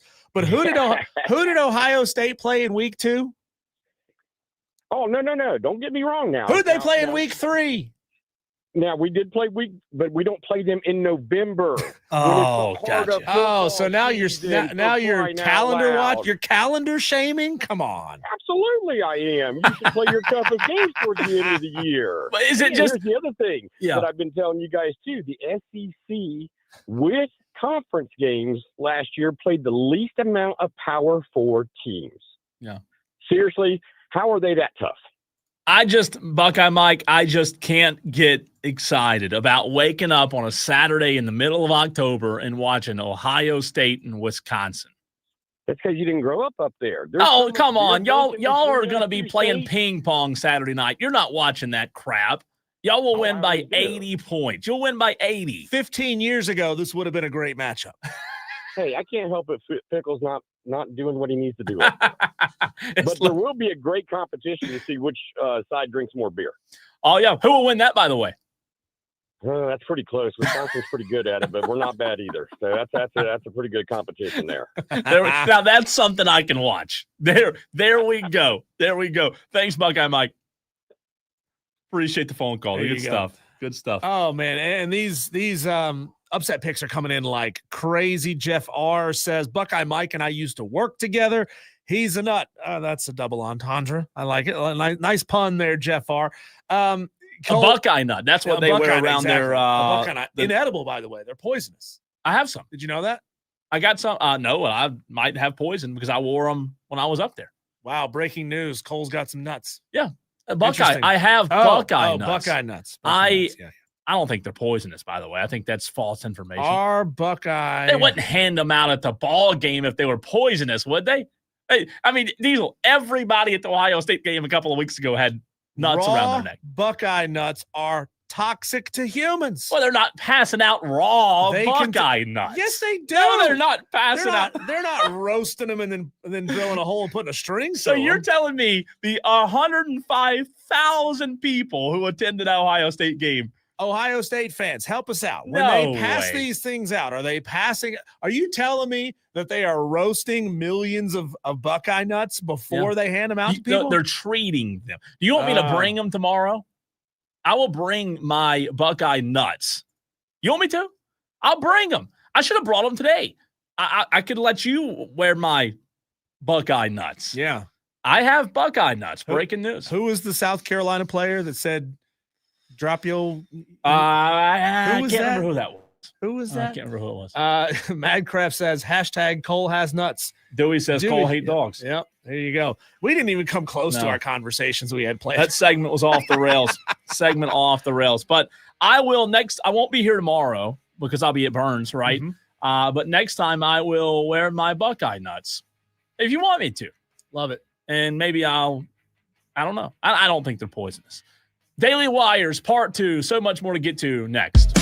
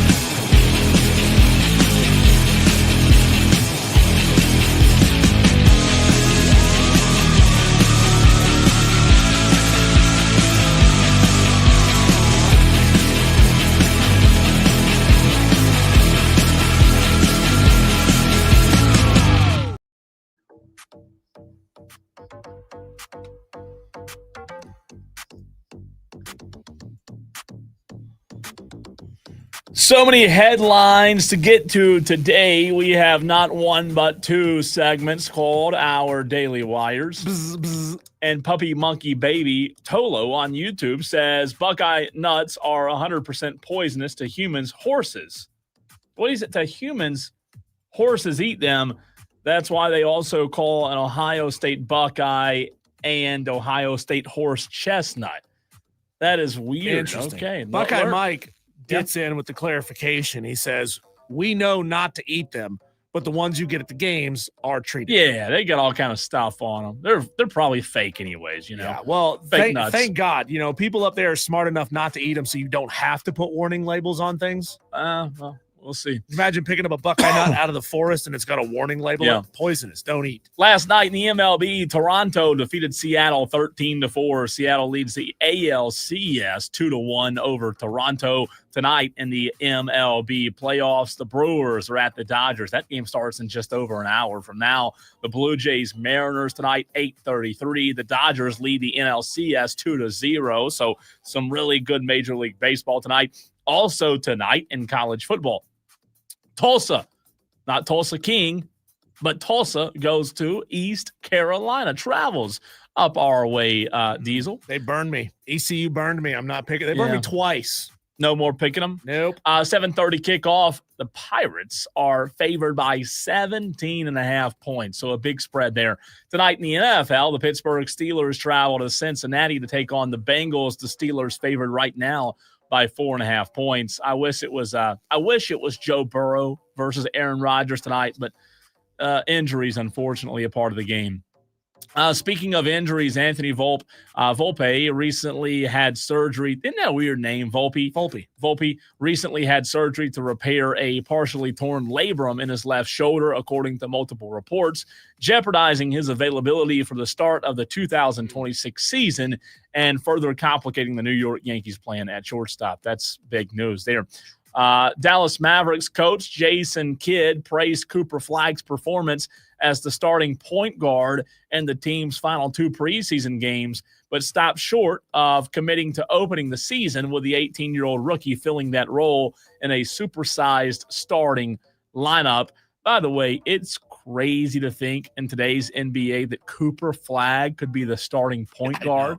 It's also putting a lot on an 18-year-old rookie to go be the starting point guard for the Mavs. Kid said there's a lot of good, positive stories here, and so we have some time to make a decision. Talking about Cooper Flagg, the 6'8" Flagg shifted to point guard after starting the first two preseason games at forward. So really interesting stuff there.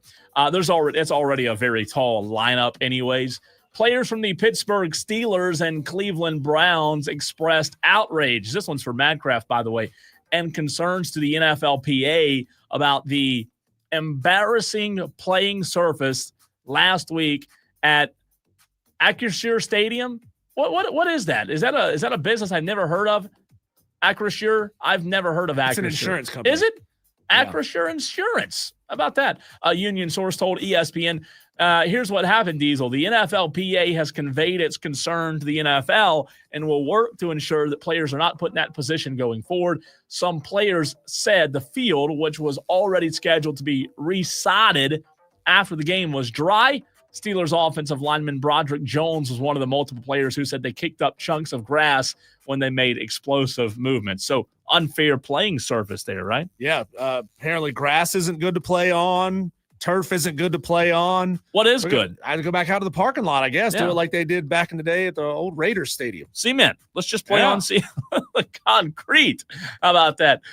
Sacramento Kings forward Keegan Murray has agreed to a 5-year, $140 million rookie contract extension with the franchise, reported by ESPN earlier today. Arizona State quarterback Sam Leavitt has been listed as probable on the Big 12's availability report and is in line to play against number 7 Texas Tech on Saturday. Leavitt has looked improved in practice this week as he battles through a lower body injury. Diesel, if they want any chance at beating Texas Tech, Sam Leavitt's got to be out there. Well, if Sam Leavitt can play, Cade Klubnik can play. Ooh, Like what you did. Tepper Sports in the news again this week. This time, Tepper Sports and Entertainment are partnering with Live Nation on a 4,400-seat indoor entertainment venue adjacent to Bank of America Stadium with plans to attract concerts and comedy shows. How about that? That's interesting. Does Charlotte need another venue like that? Just one more. Yeah. Just one more they is got all they the whole need. NC Music Factory down the road with a stadium out back that holds about that number of people. I don't understand why they need it, but he wants to keep all that money tight. Bengals defensive end Trey Hendrickson expected to be out tonight against the Steelers. Boy, that's huge. And then he's listed right now as questionable because of a hip injury. And last one for you, the Charlotte Hornets have waived veteran guard Spencer Dinwiddie. The team announced Thursday Dinwiddie, a former Maverick, signed a one-year $3.6 million deal with the Hornets in early July amid free agency, but Charlotte had to release a guaranteed salary ahead of next week's season opener, and that's not good. Spencer's been a three-point perimeter kind of player, pretty reliable, but unfortunately the Hornets having to let go of him. So I guess they have faith in their younger roster. I mean, Spencer Dinwiddie getting a little bit older, so you can't carry everybody. Faith in the Hornets roster. I hadn't heard that in a long time. I know. When we wouldn't be able to watch it anyway because it's all buried on some streaming network that nobody's paying for. When we come back, Cole, it is time for our Tolos to get involved. 844-326-3663. And yes, Madcraft, this is your official invitation to call. You don't have to ask. Call in. What do you have to say? It is the Tolo Takeover. Say anything you want to say on these airwaves. Next on the Fan Upstate.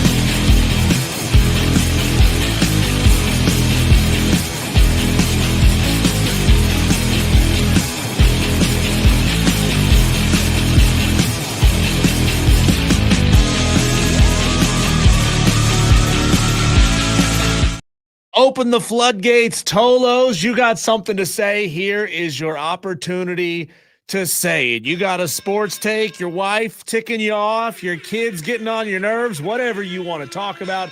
This is your chance. 844-326-3663. It is the weekly Tolo takeover. Let's go. You know what we should do, Diesel? Yeah. I think to get new Tolos involved in the Tolo takeover to call for the first time. Start paying them? Well, we could do that. We already pay, let me check, 19, according to the books to my left. We should, whoever has the best call today should be the Tolo takeover champ for an entire week heading into next week to see if they can be dethroned, because we love our Tolos, but we know there are a million of you Tolos out there that don't pick up the phone and call. And when we give you an opportunity to call, talk about whatever you want to talk about, you kidding me? You better take us up on it, because we see the complaints. Diesel and Cole talk too much. It's all y'all do is talk. It's your turn to call, Tolos. Not like we get paid. No, it's not. We don't. So Dewey, now that you know there's some extra pressure on you, you're up first on the Tolo takeover. Uh-oh. If you want to be the Tolo takeover king for a week, you better bring it strong. Are you prepared to give us something fantastic right now? I'm always prepared. Okay. Well, first of all, yeah, your job is to talk. Why, what's your name? If you didn't talk, you'd be fired. So y'all need to be talking and non-stop talking. So we need to talk more, Secondly, Dewey says. yes, talk.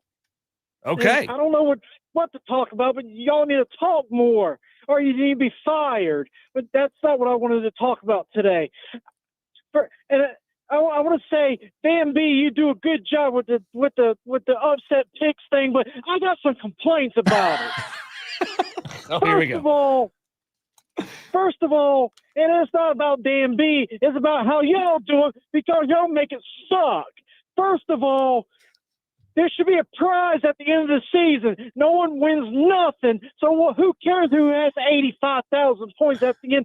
Because there's no prize. There should be a first-place prize, a second-place prize, and then a third-place prize, and then everyone else gets a participation award. How about this, Dewey? Dewey? How about this for next year, or we can do it right now. If you're willing to come down to the station, we can do it right now.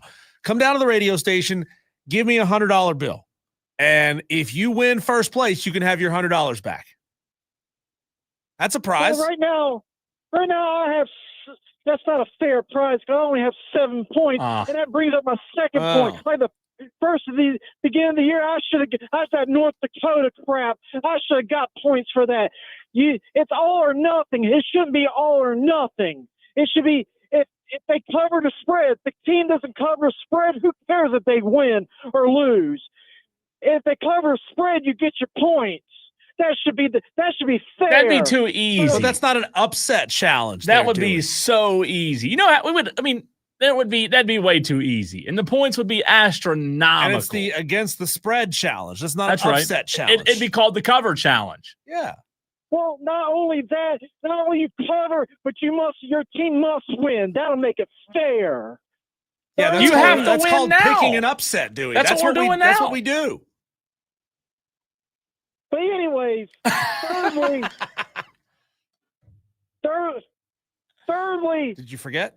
The upset picks challenge should be expanded to other teams like Furman and Wofford and Presbyterian, because Matt Craft likes PC so much, and then it expanded to the NFL like the Carolina Panthers and all them other teams, and then you expanded the basketball season. It should be a continuous thing, but you keep it the football. It should be all football. It should be all not just the Gamecocks and Clemson and all them. That's not fair, because Furman plays football too, and then if you want to really make it fun, you expanded the high school football. There's not spreads on a high school football. But Cole would be too good at that. Well, that he shouldn't be. That brings up my 4th point. Oh my God! Shouldn't be allowed to participate because y'all work there, and it's your jobs to know who's going to win and lose. Well, that hadn't worked, Dewey, because Diesel and I are both at the bottom of this challenge. Simply because of the news of Cade Klubnik, everyone's sworn hero going down with a broke leg because he's a crybaby. We can't change our upset picks. Well, we should be allowed to get one mulligan because we all make mistakes. Oh, Hey, Dewey, there's no spread on Furman Wofford this weekend, so you can't pick that game anyway. It should be just who wins and who's going to lose. Okay. Well, that'd be pretty easy. But you should be just. That's all we're doing anyways, picking winners and losers. And yeah, then y'all should be fired because y'all can't even get out. Y'all got more points than y'all. Thanks, Dewey. True. All right, Dewey's being cut off. Buckeye Mike says, Dewey, what kind of word salad was this? Oh, man. Dewey is just unbelievably unique. Dewey had a couple of Red Bulls before calling. I mean, he was on one. So many complaints. Philip Rollins says, Jesus, Dewey makes my head hurt.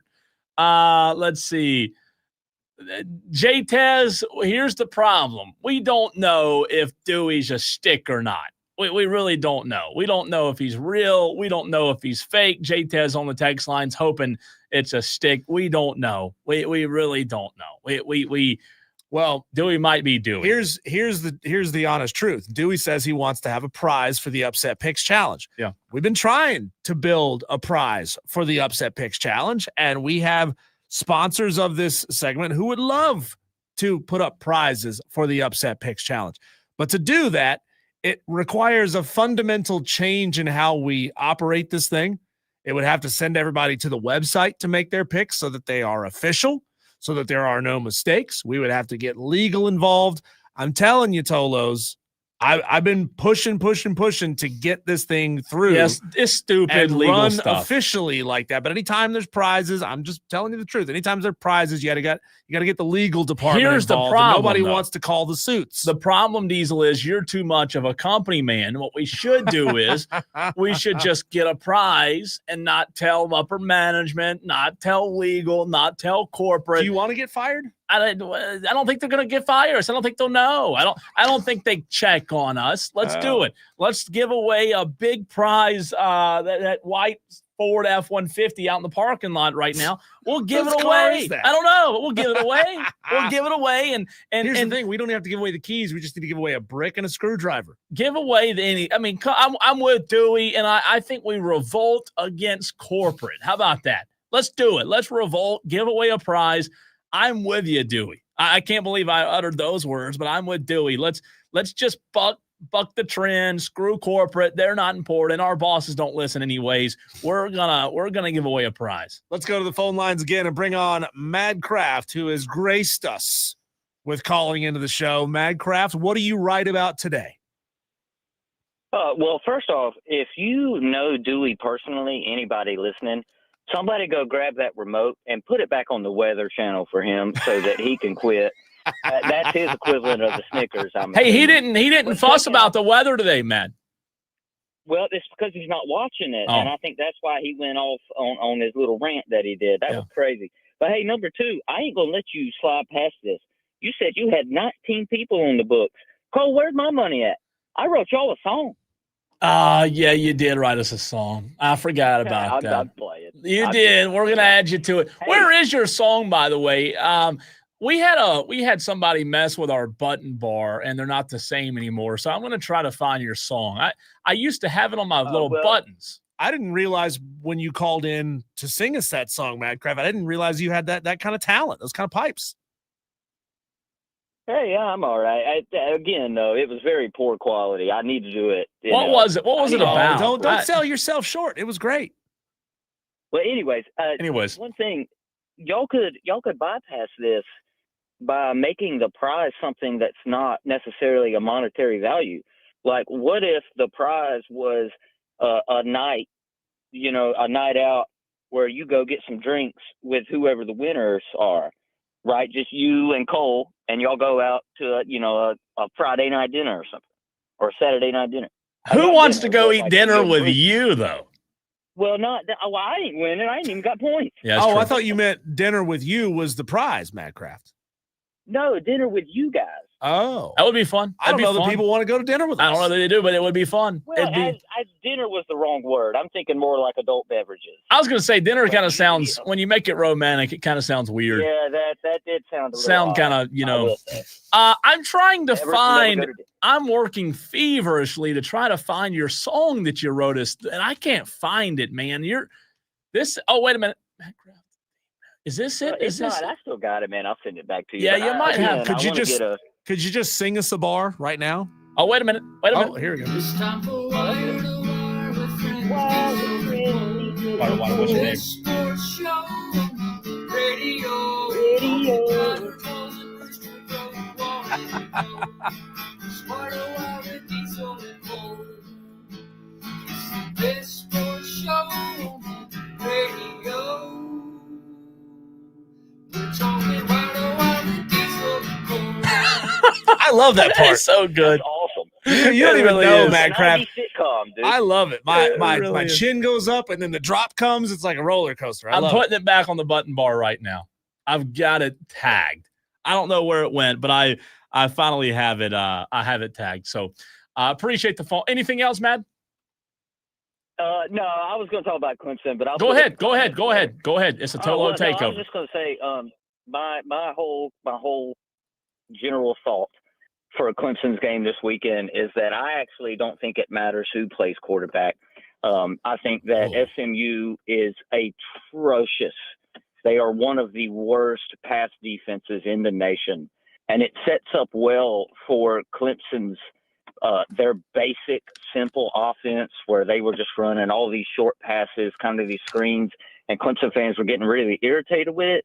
That's actually going to be the system that's going to work flawlessly against SMU, and they got them at home. Clemson's going to walk away with this one without too much of a fight. It doesn't really matter who the quarterback is. Well, they're also giving up just shy of 4 yards a carry on the ground in between the 20s. So Vizina might be able to move the ball on the ground and not even need the passing game to be epic to win this game. That's very true. Thanks, Madcraft. Appreciate He said it doesn't matter who the Clemson quarterback is. They're going to win no matter what. We've got Kevin and Kevin, two Kevins in a row. It's not the same person. It's two different phone numbers wanting to get in. Kevin, what's up, man? Which one? You. Oh, there's not a whole lot of people that know about this. My buddy started an organization called Upstate Adaptive Golf, and it's supposed to help people with disabilities. And not this weekend, but next weekend, we have a night golf charity, and it's set up over at Botany Woods, and I think you guys should come on out. Are you saying we have disabilities?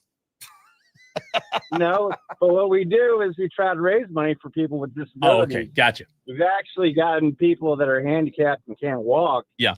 And we've got them the carts that actually they drive around and stands them up and they can golf. What night? I believe it's Saturday night next week. I can send you the details. Please do. Please send us the details. Diesel at thefanupstate.com is my email address. Can you remember that? Diesel at thefanupstate.com? No, but I can reach out and give you guys my number to text it to me. Okay, that'd be great. You got it. Thanks for the call. I didn't know where he was going with that. Well, it's true. When you said, "Hey, Kevin, you're up," and he said, "Which one?" Yeah, that's he's true. also hearing the over-the-air signal through his phone, so he didn't know which one you were talking to. So many Kevins, and it's not the Kevin from Edmond that we have that calls. It's a big Chapman. Well, Chapman's been down lately. Oh, he only calls in when Chapman's good. Well, I'm not taking shots at our. I call him Big Kev, and I hadn't heard from him lately. Chapman's, I think they're winless on the season. So Kevin Ramsey up next on the Tolo Takeover. What's up, Kevin? What's up, Cole? How are you? Fantastic now. As you know, there's probably not too many people that hate Clemson more than I do, but I have to step in and speak here. The quarterback's not a bad guy. They're giving this kid a bad rip. He's a really good football player. He just won't step up into the pocket to complete throws. Same problem Lenore Sellers seems to have in Columbia. For some reason, neither one of those guys feel secure enough in their center and guard play to step into that pocket and make throws. And, the thing about it was they had going into the season, Kevin, they had the second-ranked offensive line, according to Phil Steele, in the country. Yeah, but I see the pocket collapse for him all the time, and I just can't. I remember when Clemson fans, as you know, Cole, I go back and forth with Clemson fans a lot. I remember when they wanted to bitch Deshaun Watson. They wanted to bitch Trevor Lawrence. I'm not saying he's as good as either one of those guys. Don't get me wrong. Yeah. But there's not very many Division I Power 4 programs in the country that would not take Cade Klubnik next week and him be in contention for the starting role on their team. So then what's the issue then? You think that the issue is more up front? The issue is depth. Clemson doesn't have the depth that they've used to have. So anytime the starters go out, they're way down. Yeah. And that goes back to Dabo hiring all these friends to be coaches. Yeah. They're not developing any depth. And also depth is built with the transfer portal as well, right? I mean, it kind of is a reflection on Dabo in that area as well. That is exactly correct. And, you know, they're not going to fire Dabo. They shouldn't fire Dabo. But the game is changing every week. He's going to have to adapt to the way, like Saban said. Saban didn't quit because he hates coaching football anymore. Saban said, now I'm not recruiting the best players. They're not coming here because they want us to develop them. They're coming here if we pay them the most money, so I don't want to deal with that. My relationship with them no longer matters. My wife's relationship with them no longer matters. Well, the same things happened in Clemson, and Dabo's unwilling to change on that. And if he doesn't, that's going to be a problem because, I mean, your best wide receiver, in my opinion, is Westcote, and he has as great as he is, he drops passes. What's your name? He drops wide open passes. Yeah. You have no running back room whatsoever. The running back room is so bad that they took a wide receiver and made him a running back. Yes, he's great with the ball in his hand, but that's two totally different skill sets. Running backs have vision that can't be coached. Hey, Kevin, who wins in Columbia on Saturday? Oklahoma, South Carolina, or Ozempic? Lord have mercy. State Fair's coming to town. A lot of fried food. Yeah, Greens is definitely going to be the number one winner. Greens will have a record day, like every Saturday. Yeah. I don't think Mateer is as back as everyone thinks he is. I think he still favors that hand a little bit. And I believe that Sean Elliott is going to be a huge voice in that offensive line room, which is everybody in the world can see has been our Achilles heel all year long is that offensive line. It's just atrocious. Sure. And, you know, that was Beamer's fault. Everybody can blame Teasley all they want to, but Teasley was where was he at? North Carolina A&T or something? I think so. Brought him in one of those smaller schools. Well, we bring him in to be an analyst. Well, immediately Atkins has his medical issue. Well, now he's thrust into the role of a Power 4 SEC offensive line coach. Sure. That he should have never been given at such an early stage of his career, in my opinion. Yeah. Great person, outstanding man to speak to. He doesn't get in there and grind. Yeah, he's just not ready for that job. Yeah. Good phone call, Kevin. Ready for that job. We got to move on. Thanks, Kevin. Appreciate you, Tom. We have 60 seconds because we're going to be going out to Dallas and talk to the play-by-play voice of SMU in the next segment. What you got, Tom?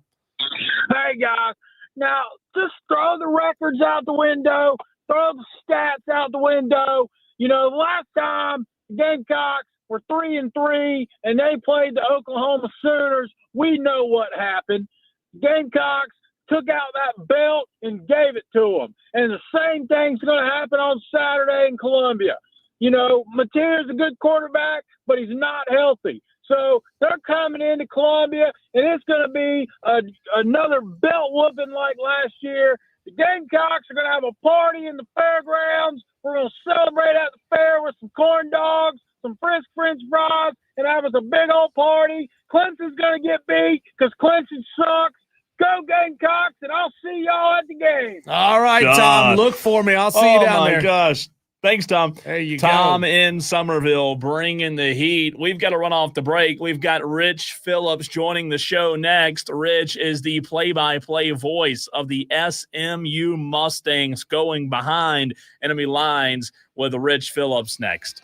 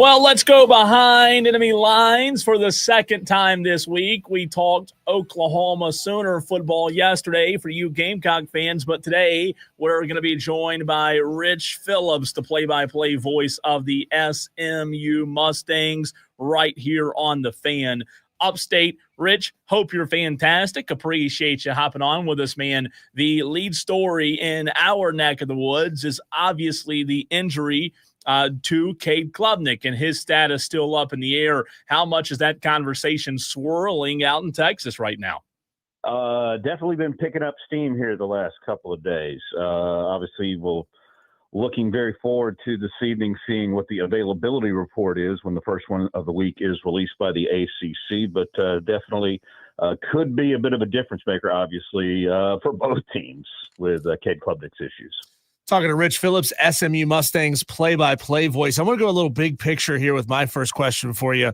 It's still pretty early, SMU being in the ACC, but how has, in now like the year and a half that they've been in the ACC, how has the athletic department and specifically the football program changed for the better from the way you've seen it prior to that?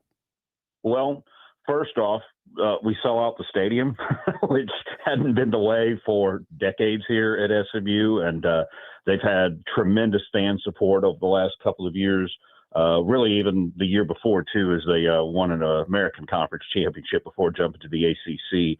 The financial support has been incredible. You know, they're basically doing the pay-for-play thing by not taking the TV money for, I think it's 9 years here in the ACC, and it's how they got into the league. And they've been able to get donors to make up that difference so that they are competing on the same financial level as everybody else is in the league that's getting the TV money. So this has been a small private school that, of course, had the death penalty back in the 80s that really decimated the athletic department, and it's had tons of donors, big money donors that have been kind of sitting and waiting for this opportunity, and they're not afraid to literally pony up and make things happen. I like it. I like it a lot. We're talking to Rich Phillips, the play-by-play voice of SMU football right here on the Fan Upstate. Rich, how much do you, maybe the staff and fans of SMU, kind of peek over to see what old Garrett Riley's up to with that Clemson offense? You know, he just spent some time next door to you over in Fort Worth, not too far away at TCU, and your take on Garrett Riley's offense that, let's be honest, a lot of Clemson fans here in the upstate of South Carolina have not been happy with. You know, it always seems to be OCs can kind of go up and down with everybody thinks about them. And, of course, you know, we got a little history here with Garrett, too, at SMU as he was here from 20 to 21 in between Rhett Lashley's stays here. Rhett was the offensive coordinator originally under Sonny Dykes, went to Miami, and then, of course, came back and replaced him as head coach. Obviously, they've had some struggles on offense. You know, they haven't been able to. Some injuries I know at wide receiver have affected them a little bit. Obviously, who knows what's going to happen with Klubnik this week, but definitely their offense still with, 3 straight 400-yard games they have rolling into this one definitely has the eyes of defensive coordinator Scott Simons. Rich, 7 receivers over 100 yards for the Mustangs already, 3 over 200, and Romello Brinson has pushing 500 yards on the season already. Clearly, Kevin Jennings can spread the ball around to a lot of different guys. How do you feel about his ability to be able to do that against this Clemson defense that has not been as advertised, though they have a lot of talent, obviously, in the linebacking room and the defensive backs? Is the goal here to try to push this thing to as many different guys to keep Clemson on their heels? You know, I don't know if that's ever the goal. It's just kind of what Kevin does. He's such a cool customer in the backfield that he waits to find what's there. And as Rhett Lashley told me a couple weeks ago, a lot of times this year he's been throwing guys open because he can see what's about to happen, it seems. He has been an unbelievable trigger man here the last year and a half leading this SMU offense. He has, 1,500, 1,600, almost 1,700 yards this season. He hadn't had a 300-yard game yet in the first 6 weeks, but he hadn't had one under about 240 either. He's been really consistent. They don't quite have the alpha dog receiver. Romello Brinson does have the big yards. Jordan Hudson might be their primary guy, but he missed 2 games with injury, almost 3 full games with injury. He was hurt on the first snap of the season, so that held him back a little bit. But his magic has been take what's out there, and he's able to take it, even if he has to throw it behind his back like he did last week to R.J. Maryland on one play. You know, Rich, I've asked coaches in the past at high school, college, different levels about how they look back at past matchups. In your opinion, how much should fans, even Clemson fans listening in the upstate, think back to that ACC championship game as maybe a little bit of a meter or a sample size in terms of what this game on Saturday could look like? Or do you think it's you completely forget about it and wipe it clean, and it's going to be a completely new SMU Clemson game compared to what you saw in the ACC championship? Well, I think on the Clemson side, there's more of the key players that are back, like Klubnik, like Wesco at wide receiver, and over on the defensive side with Wade Woodaz and Peter Woods and TJ Parker. For SMU, outside of Kevin Jennings and their two tight ends, and R.J. Maryland was injured and didn't even play in the conference championship last year, they got a ton of new faces. Romello Brinson played some. He was hurt most of last year, and Jordan Hudson didn't have the year we expected, and the rest of the receivers are all new. The running backs are all new. Defensive line, they only got two guys back from last year's team. There's a lot different on this SMU team outside of the quarterback. The quarterback's been the key to it for sure this year, but a lot of different parts on the team this season. Talking to Rich Phillips, SMU play-by-play voice. In his availability earlier this week, Rhett Lashley, was talking about expectations on coaches and how they've gotten just out of hand. Now, he's certainly set himself up to have high expectations at SMU, making the conference championship game in the first year in the ACC and winning one the year prior in the American. But, truly, at the end of the day, what is the standard at SMU that if he failed to achieve X, Y, and Z, he starts to get on the hot seat? That is an interesting question, because if you go back pre-Rhett, and really if you go back pre-Sonny Dykes, there was a 4-year span with June Jones from 2009 to 12 where he made 4 straight bowl games. And prior to that, you got to go back to the early 80s teams. So I don't know what expectations are. I mean, he's obviously raised them with back-to-back 11-win seasons, as you mentioned, the conference championship and the championship game appearance. But I think there has to be a little more leeway here with this job at SMU, because they don't have that history of all these double-digit win seasons year in and year out, kind of like Clemson does. And like Penn State obviously has some very high expectations, as we just learned this week. I got to think that you got a little more rope around here, just because the sample size of great seasons is so much smaller right now. Rich, Clemson has obviously a lot of talent on the outside at receiver position going into Saturday's game. We all know that if Cade Klubnik doesn't go, it will change things and how this Clemson offense will look if it's Christopher Vazina starting compared to Cade Klubnik. But from a defensive standpoint, from the people you've talked to at SMU, does it change things drastically for a fan out there listening, wondering how that changes the game plan that was put in place probably 5-6 days ago by this SMU coaching staff? I don't think so, because, I think you look at what Vazina was coming out of high school, obviously a top 50 player in the country and lots expected of him. I don't think you get to Clemson as a quarterback without a lot being expected of you. And I think they will expect that Garrett Riley will have and Dabo Swinney will have a very similar game plan drawn up no matter which the quarterback is. So I think they're going to prepare exactly the same no matter who the quarterback is. And hard to get a read for sure on what he's doing at the collegiate level, since Vazina's played so little here in 3 seasons. But they have to plan for everything to be kind of the same and expect the same look no matter who the quarterback is.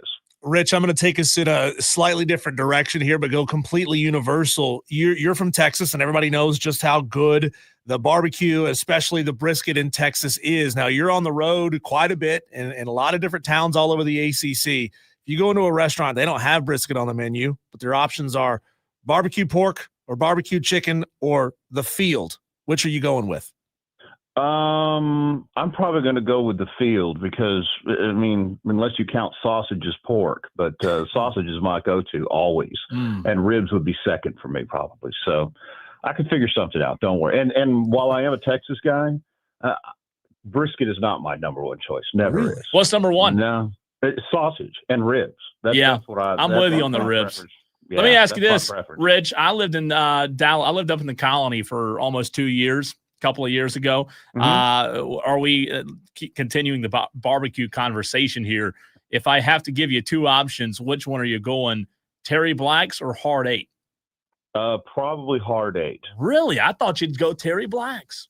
Okay. I actually like the original Black's, which is down in middle of nowhere, right? Yeah. I should know where it is because I have family not far. It's not Union, is it? Is it Union, Texas? No, it's not Lubbock or Laredo. Yeah. It's another L town. But anyway, Gotcha.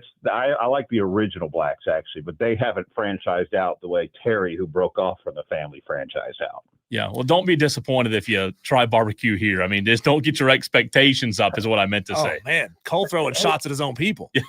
Hey, look, I'm very open to different regions and different styles of barbecues. I used to work in the auto racing industry, too, so I've been to North Carolina plenty. Oh, okay. And it's a much different taste there than it is here in Texas, but I'm all about it. It's good. Meat is meat, man. Rich, facing Clemson's defense this season, it's going to be a test, better than some of the defenses SMU has played so far this season. Past couple of weeks, SMU's been sitting in that 30, 31, 35 point range. I mean, where would you say, given the increase in defensive play, you might expect this SMU team to land scoring wise in this game? I still think high 20s to low 30s is very possible for this offense. We saw last Saturday, they kind of opened things up with Chris Johnson Jr., who's kind of a hybrid running back and wide receiver type for him. He had an 87-yard touchdown run. He had a 42-yard touchdown catch all in the same game. On the yardage, the big plays that they've been able to break off. Early this season in the Baylor game, Kevin Jennings had two 75-yard touchdown passes in the first half alone of that game. They have big strike ability. And he has been so consistent this season and so efficient that I still think their offense can get it done. But I do know this, man. I turn on the games to watch Clemson, and I know their record is not what you guys want out there. But, boy, I just see talent at so many different positions, especially on that defensive side of the ball. So we definitely know that there is talent facing the Mustangs here this Saturday. Rich, you talk about talent. Who do Clemson fans watch? You mentioned a few names there. You've got 8 different receivers who have caught touchdown passes in 2025. It seems like a lot of sharing, a lot of unselfish football offensively from Kelvin Jennings. Yeah, both of the tight ends, R.J. Maryland and Matt Hibner, have been really effective this season, each with the 13 and 14 catches. I mentioned Jordan Hudson, who's kind of their number one receiver, even though he was hurt for a few games early this season. And then Brinson, you mentioned, has the big playability, but Chris Johnson coming out of the backfield. TJ Harden's been really good running the football this season. If somebody's open, Kevin Jennings can find a way to get the ball to him, and it doesn't matter what angle his arm is at, he can do it that way too. So wait a minute. You said Jordan Hudson. Things have gotten so bad in Chapel Hill that Jordan Hudson now plays for SMU. Is that right? It's Jordan A.N., not O.N. Oh, okay. Gotcha. No, not Belichick's girlfriend, right? Yeah, he's not quite as cute either, so I'm good.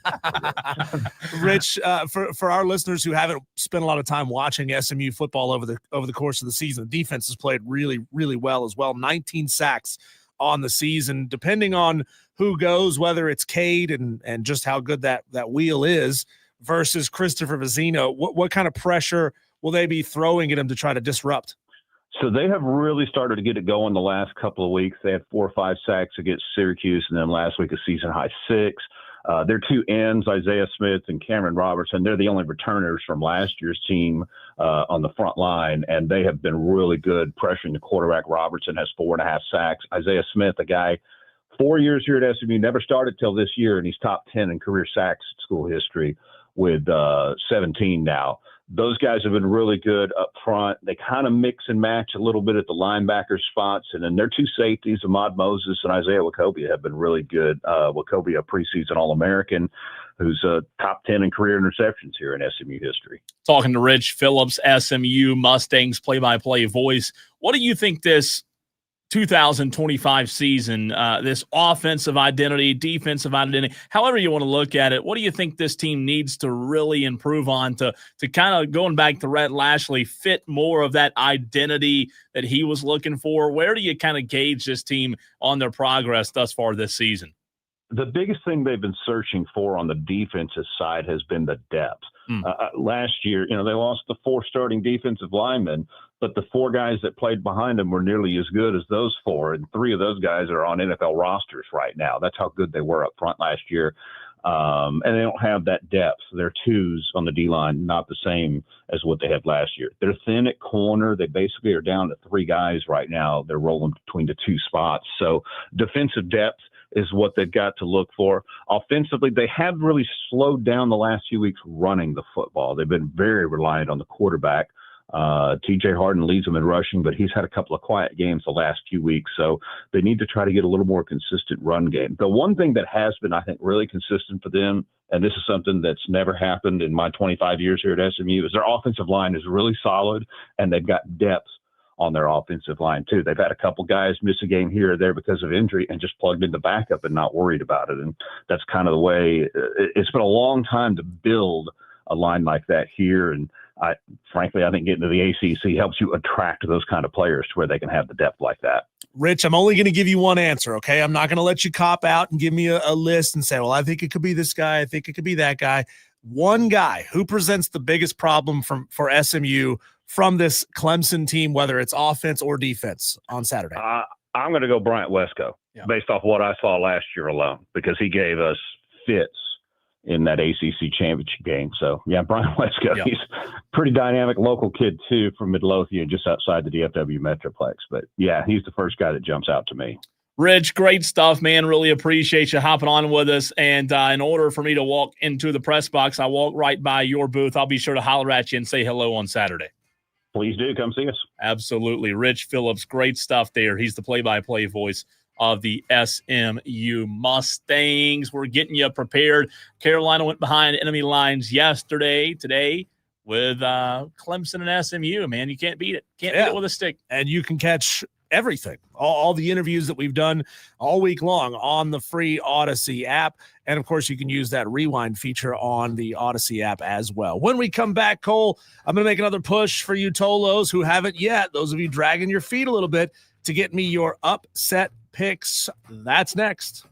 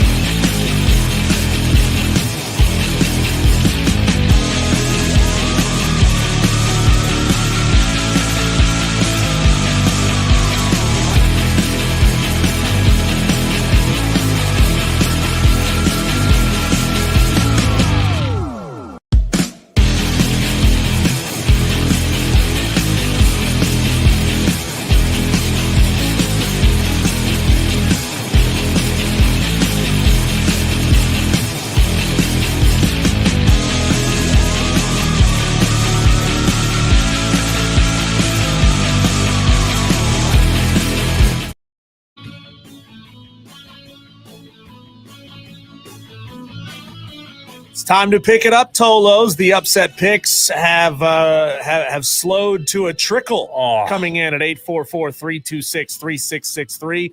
Maybe it's some Tolos who are a little concerned about this whole Clemson, Cade Klubnik injury rumor that's out there. We're going to find out coming up at 8 o'clock tonight as the official injury report is released by Clemson. Then again, if it says questionable, is it any different from what we know right now? Probably not. No, and I asked, and would it change your mind if you hadn't made your pick yet? And if there's Tolos who are maybe waiting for that, if you hadn't made your pick, if you wait till tomorrow, Cade's ankle is going to have the same level of injury to it than it had today. Maybe a tiny bit better as you recover, but I wouldn't wait to make this your deciding factor on whether or not you get a pick in today. I asked Chapel Fowler of the state newspaper about that in terms of timing. And when you talk about the ability of Clemson to have a guy back there that knows the offense, obviously Dabo Swinney wants to play it as close to his vest as possible, but he also wants to give Cade time to see. I mean, today's Thursday. The game's not until Saturday. So maybe the ankle in 2 days is completely different, or whatever the injury, the exact extent of the injury is. Diesel, maybe it's better in 2 days. I mean, things can happen in 2 days. I don't know. I don't expect anything to be announced today or tomorrow. I think Chapel said it best that everybody pregame will be, sitting there watching to see what happens in terms of how Cade looks and warm-ups, if he even is warming up. And I think Saturday by noon or so, we'll know if Cade Klubnik's going, but I don't expect to know today or tomorrow. I think they're going to try to get him as much rest on that ankle as he possibly can get. So I don't even think we brought this up today, Cole. I think it was Cade's right ankle that was injured. Am I correct about that? I think I remember him going down. It hasn't been mentioned which ankle it is. I think it certainly matters. Cade being a right-handed quarterback, his right foot would be his plant foot. That could make him try to use more arm than lower body and hips and all that kind of stuff. So I wonder how much that might change the way he can throw the football as well. Even if I know they don't do this anymore, but like if they did like a Bud Kilmer Varsity Blues, shoot him with a cortisol shot and wrap it up super tight with some tape, he may not be able to plant and have as much zip on the ball. So keeping him in the pocket, probably still a good idea because he won't be super, super limber. But if that right ankle is the one that is injured, and I think it was, I'm just remembering back to the play, that could change some things as well. But Tolos, if you haven't yet got us your upset picks, send it in 844-326-3663. That is our text line. Give us your name, your game, and the spread. The Gingerbread Man, love that one. That's he's taking Minnesota plus 7.5 over in Nebraska. That's a great name. Great name. I like puns. I like puns, Brad. I'm a big fan. Yeah. John Myers is going Tennessee plus 7.5 over Alabama. John is a fellow App State Mountaineer. How about it? And he is clearly backing Joey Aguilar as he's now a Tennessee Volunteer. Back in Tennessee over Alabama. I like it. Joe D is going Dan Mullins, UNLV. Ooh, that's plus popular. 12.5 over Boise State. That was a super popular pick yesterday. Let's see, just out of curiosity, UNLV, that one's been picked 12 times. Wow. And Clemson has been picked 8 times. So it's catching up. It will. It will tomorrow. And with all that being said, though, about Cade Klubnik, I will say this. That is why I made my pick of SMU. I still today believe that Clemson should win the game. But when I looked at the upset picks challenge and the games out there this weekend, I looked at UNLV, Boise State. I just didn't see a ton of games that I had a ton of faith and confidence in. I know I'm horrible at the upset picks challenge this year anyways, but I just didn't see one that I loved. And I didn't make a pick yesterday, was not going to really make a pick today until that news broke. And I said, heck, why not? Let's go ahead and take SMU, because the line yesterday when it was locked in, and Dan B, correct me if I'm wrong on the stream here, the line was locked in at 9.5 points. Since then, it's dropped to 4.5 points. It originally opened at 11.5. That, in Tolos, I don't know if you realize it, that is unprecedented line movement. I mean, unprecedented. That just doesn't happen. Well, Clemson is likely an entirely different team with Christopher Vezina as opposed to Cade Klubnik. Still a lot of talent, but the problem is, Diesel, they're not playing Boston College. They're not playing North Carolina. It's a little bit tougher a competition against Kevin Jennings. Changes the way you can move the ball, and, of course, the competition changes as well. MTC Justin is taking Tennessee plus 8.5 over Alabama. It might be a 7.5 point spread, and we got a little MTC on MTC violence because MTC Scott says that's not going to happen in the group chat. I like it. As he gets his message to me, or his pick to me. Scott, where you at, man? Make your upset pick as well. Dan B says that's correct, talking about the 9.5. So, Tolos, if you do take Clemson in the upset picks challenge, you will get 9.5 points if that hits. That's locked in. That's a big, big possibility, especially with this news of Cade Klubnik. We have a loaded hour number 4 coming at you. We have Clay Hendrix coming up in about 30 minutes on the show, our weekly hit with the Furman head football coach as the Paladins looking to get back on track. But next, it's time to throw some audio, some sports soundtracks, little audio blitz next.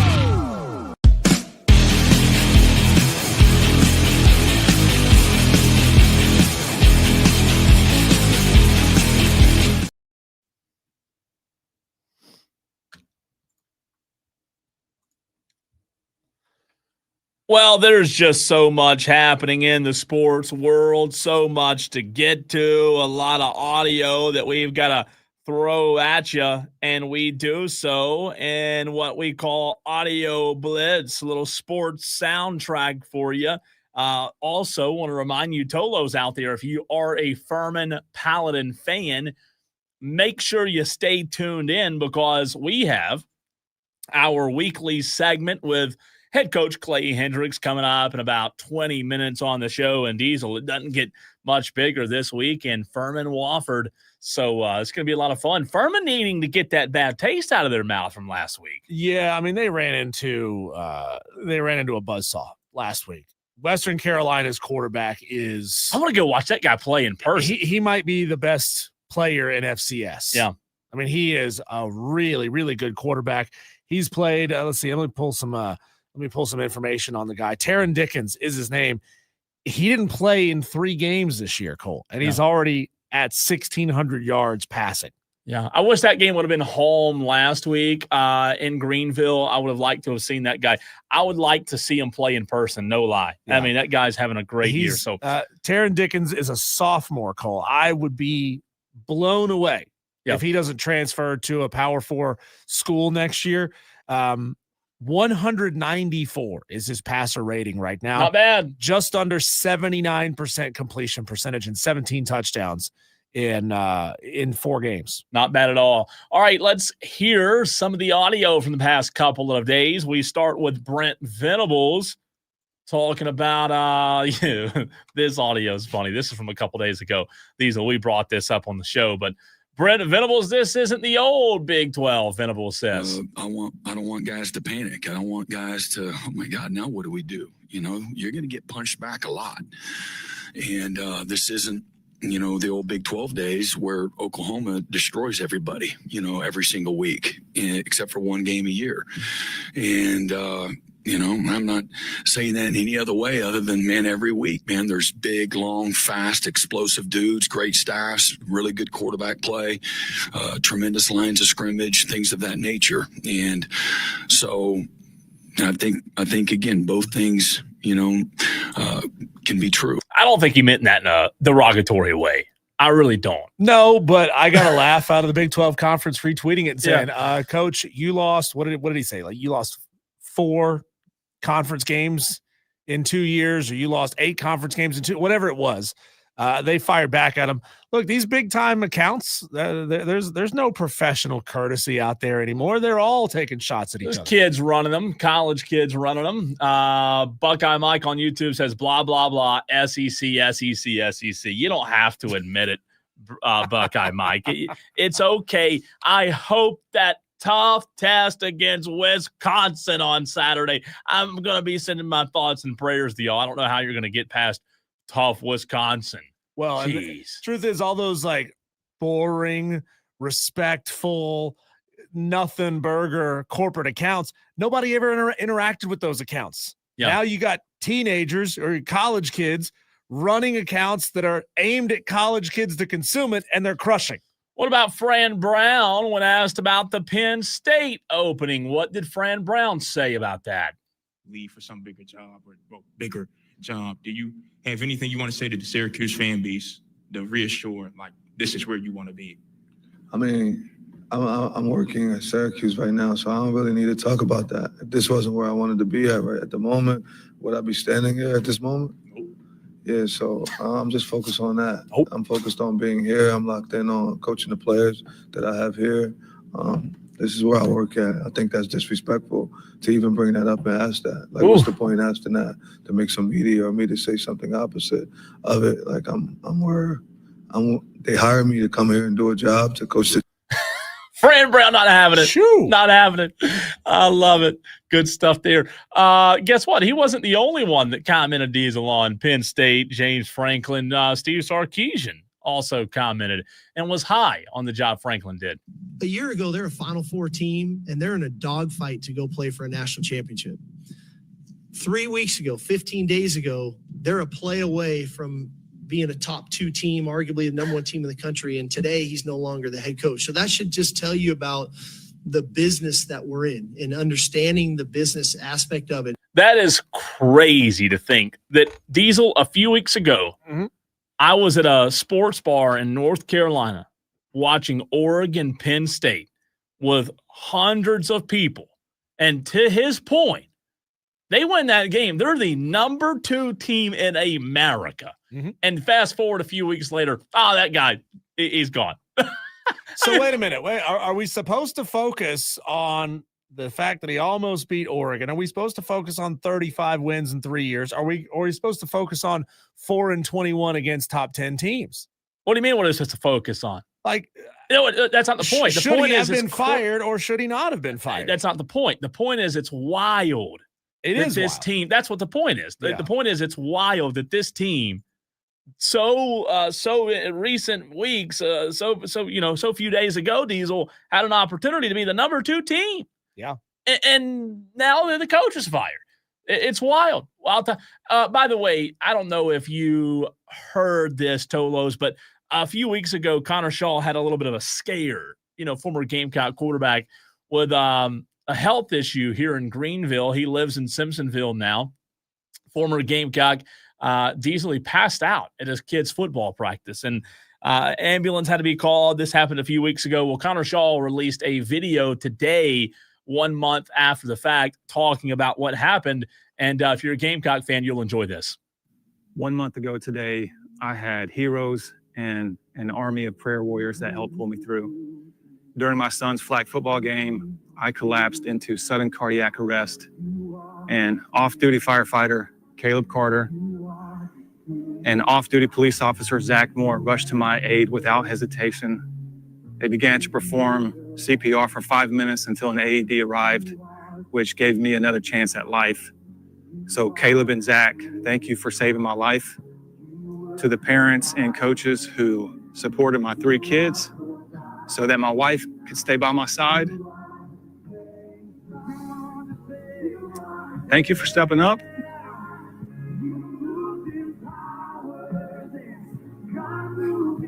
To the EMS team, my doctors, surgeons, nurses at Greenville Memorial, thank you for your skill, for your care, for your discernment. To my church family, thank you for your prayers and for the meal train. When you go through something like this, I've come away with something pretty powerful, and that's hope. It's easy to get discouraged by the state of the world, and I've been reminded firsthand just how much good there is. There are courageous and bold and kind and selfless people who step up without hesitation. And most importantly, we serve a God that still performs miracles. Connor Shaw, man, just a crazy, awful story to hear that, Diesel. Cardiac arrest at his young age.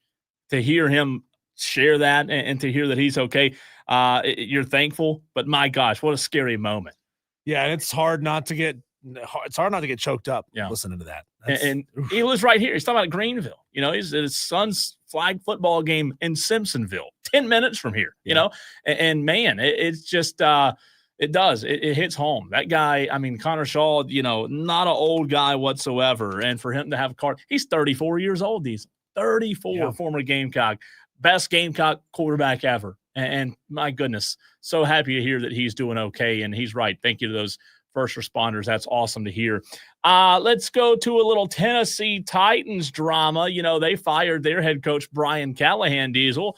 Here's the general manager explaining why they departed ways from Brian Callahan in Tennessee.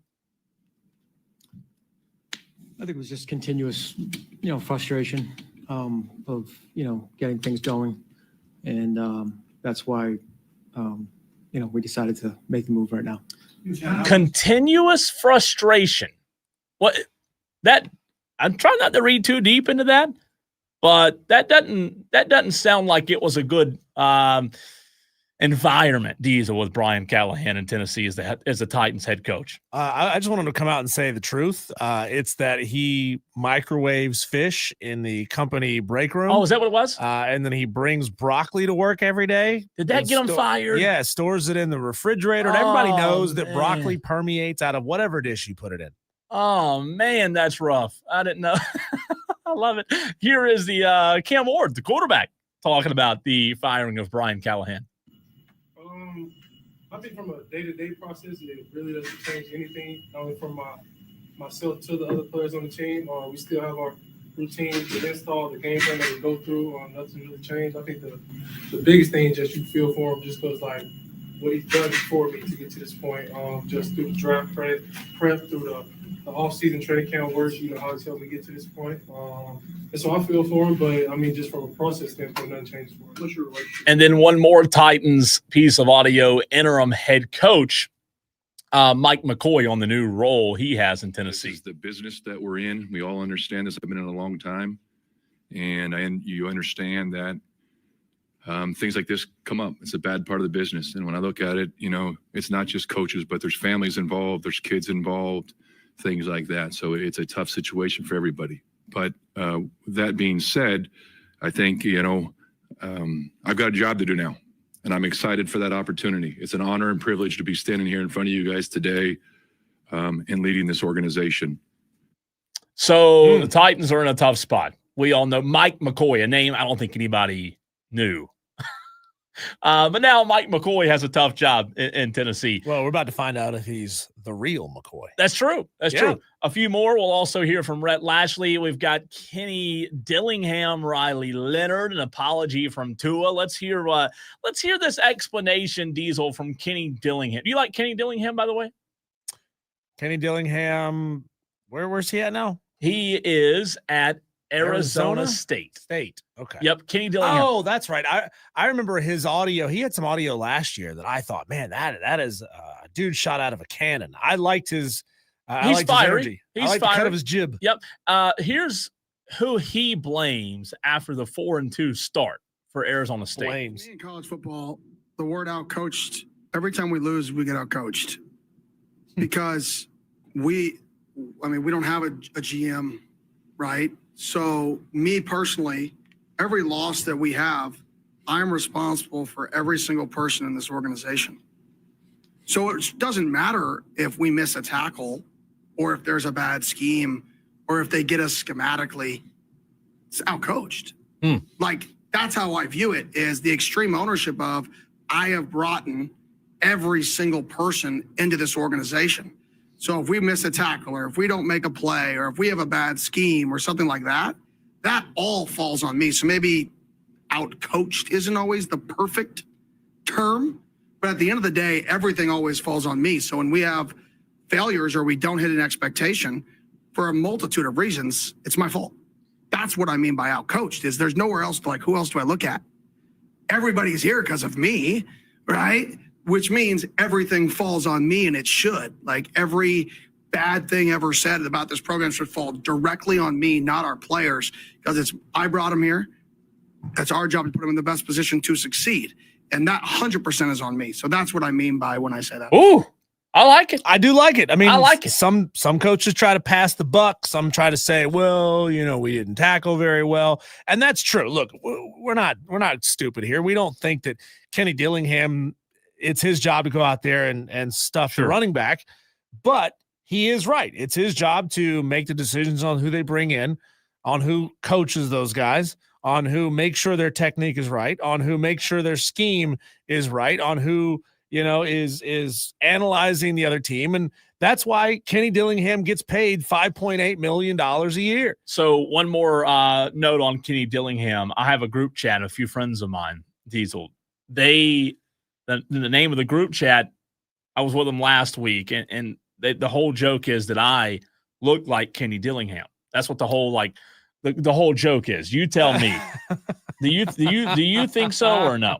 I think he looks more like Andrew Luck than he looks like you. That's what I could see it. It's a constant running joke. Can we get you to shave the stash and?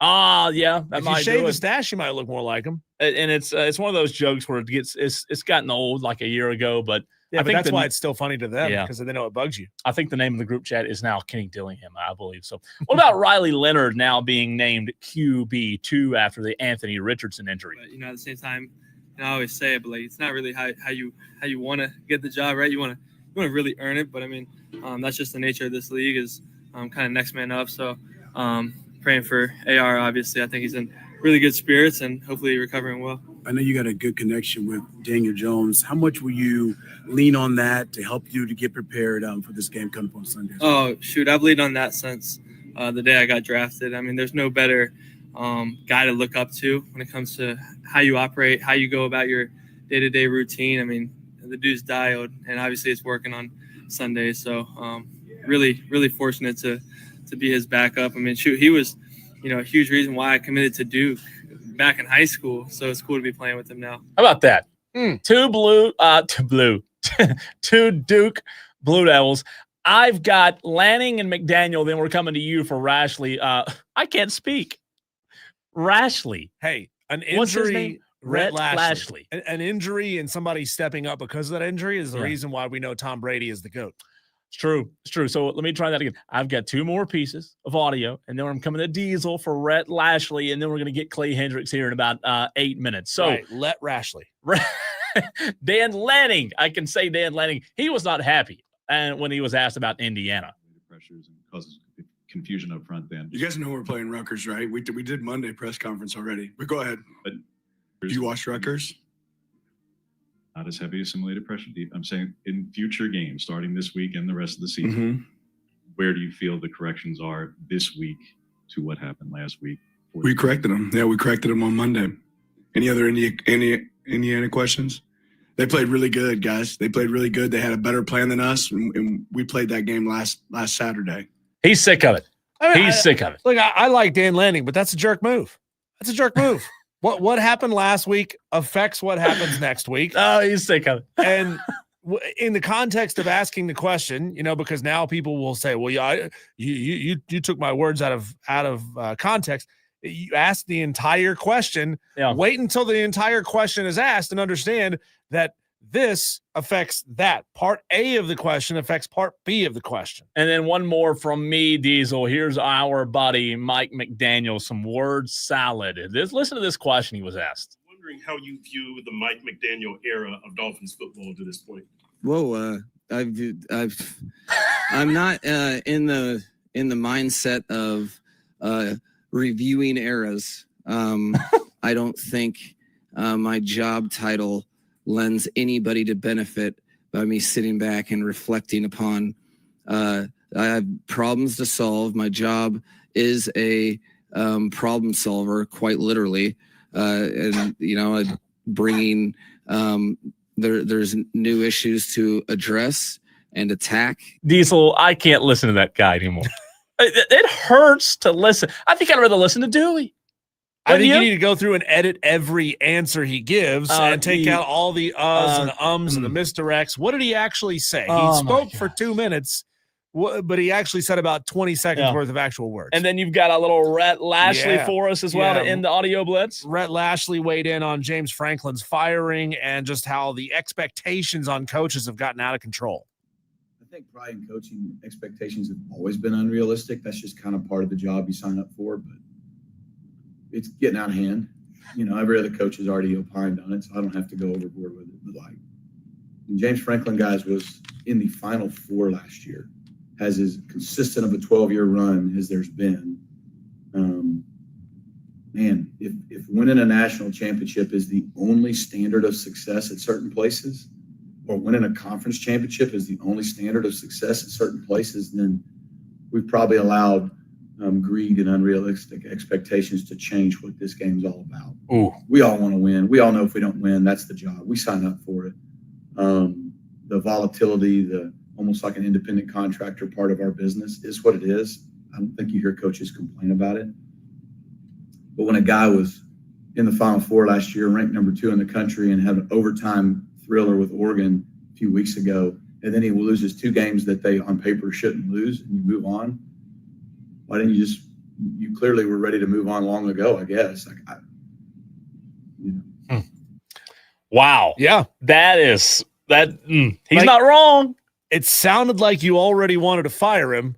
So why didn't you just go ahead and fire him? Wow. Why were you waiting for that 2-loss excuse? That's insane. Yeah. What a piece of audio in there. When we come back, the Furman Paladins have a big game ahead of them on Saturday against the dreaded Wofford Terriers. little I-85 rivalry, Greenville versus Spartanburg. We'll talk to Clay Hendrix, the head football coach of Furman, about it next.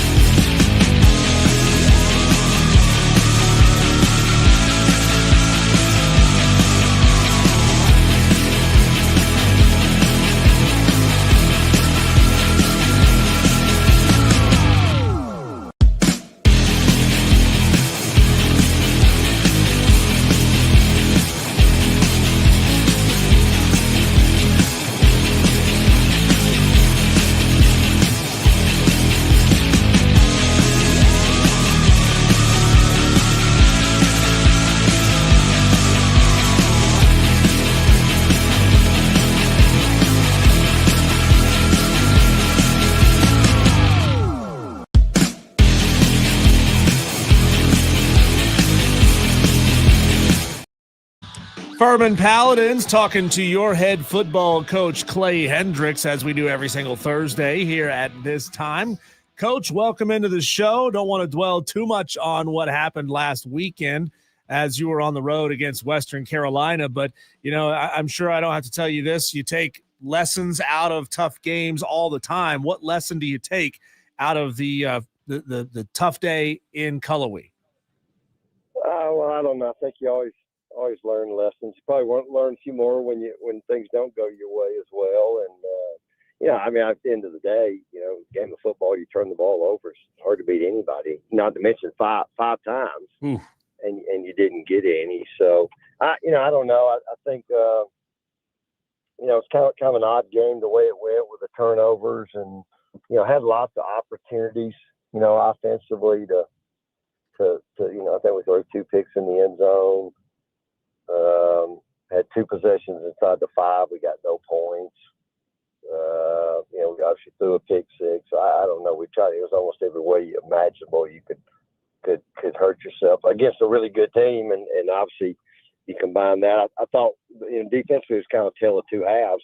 I thought we played really well on defense in the first half, except when the offense put them in some bad spots, and then played really poorly in the second half. So, you learn that you got to go strap it on and play hard every week. You got to execute at a high level, and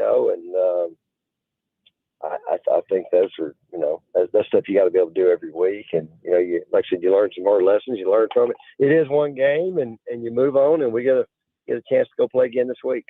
Coach, how do you evaluate, learn from each of those turnovers? You talked about the 5 turnover day for you guys on the road last Saturday. Do you view each turnover as one story of its own? Yeah, I mean, I think there's probably something to be said about that. When I look at it, obviously Trey had a rough day. Trey had been, I thought Trey had played really, really well all season. Had been, golly, through 5 games, 72% of his passes. I think maybe he had thrown maybe 2 picks. But he made some really bad decisions. He had a day where he wasn't as accurate. He missed the throws he should have made, and it's the game of football, and you're going to go a little bit as your quarterback goes. So it kind of comes with the territory. And then I give them credit because I thought all 3 picks that we threw, their guys made really good plays on. I've kind of been lamenting this week. We're that team that when you get a chance to make plays, you got to make plays. And I thought the first ball, second possession of the game, should have been a touchdown for us. And next thing you know, it gets picked. Guy takes it away from our receiver in the end zone, and credit them. But you just learn. You got to make better decisions. I think you can do those things if you continue to practice well. We've had a good week of practice. I think we've practiced pretty well all year.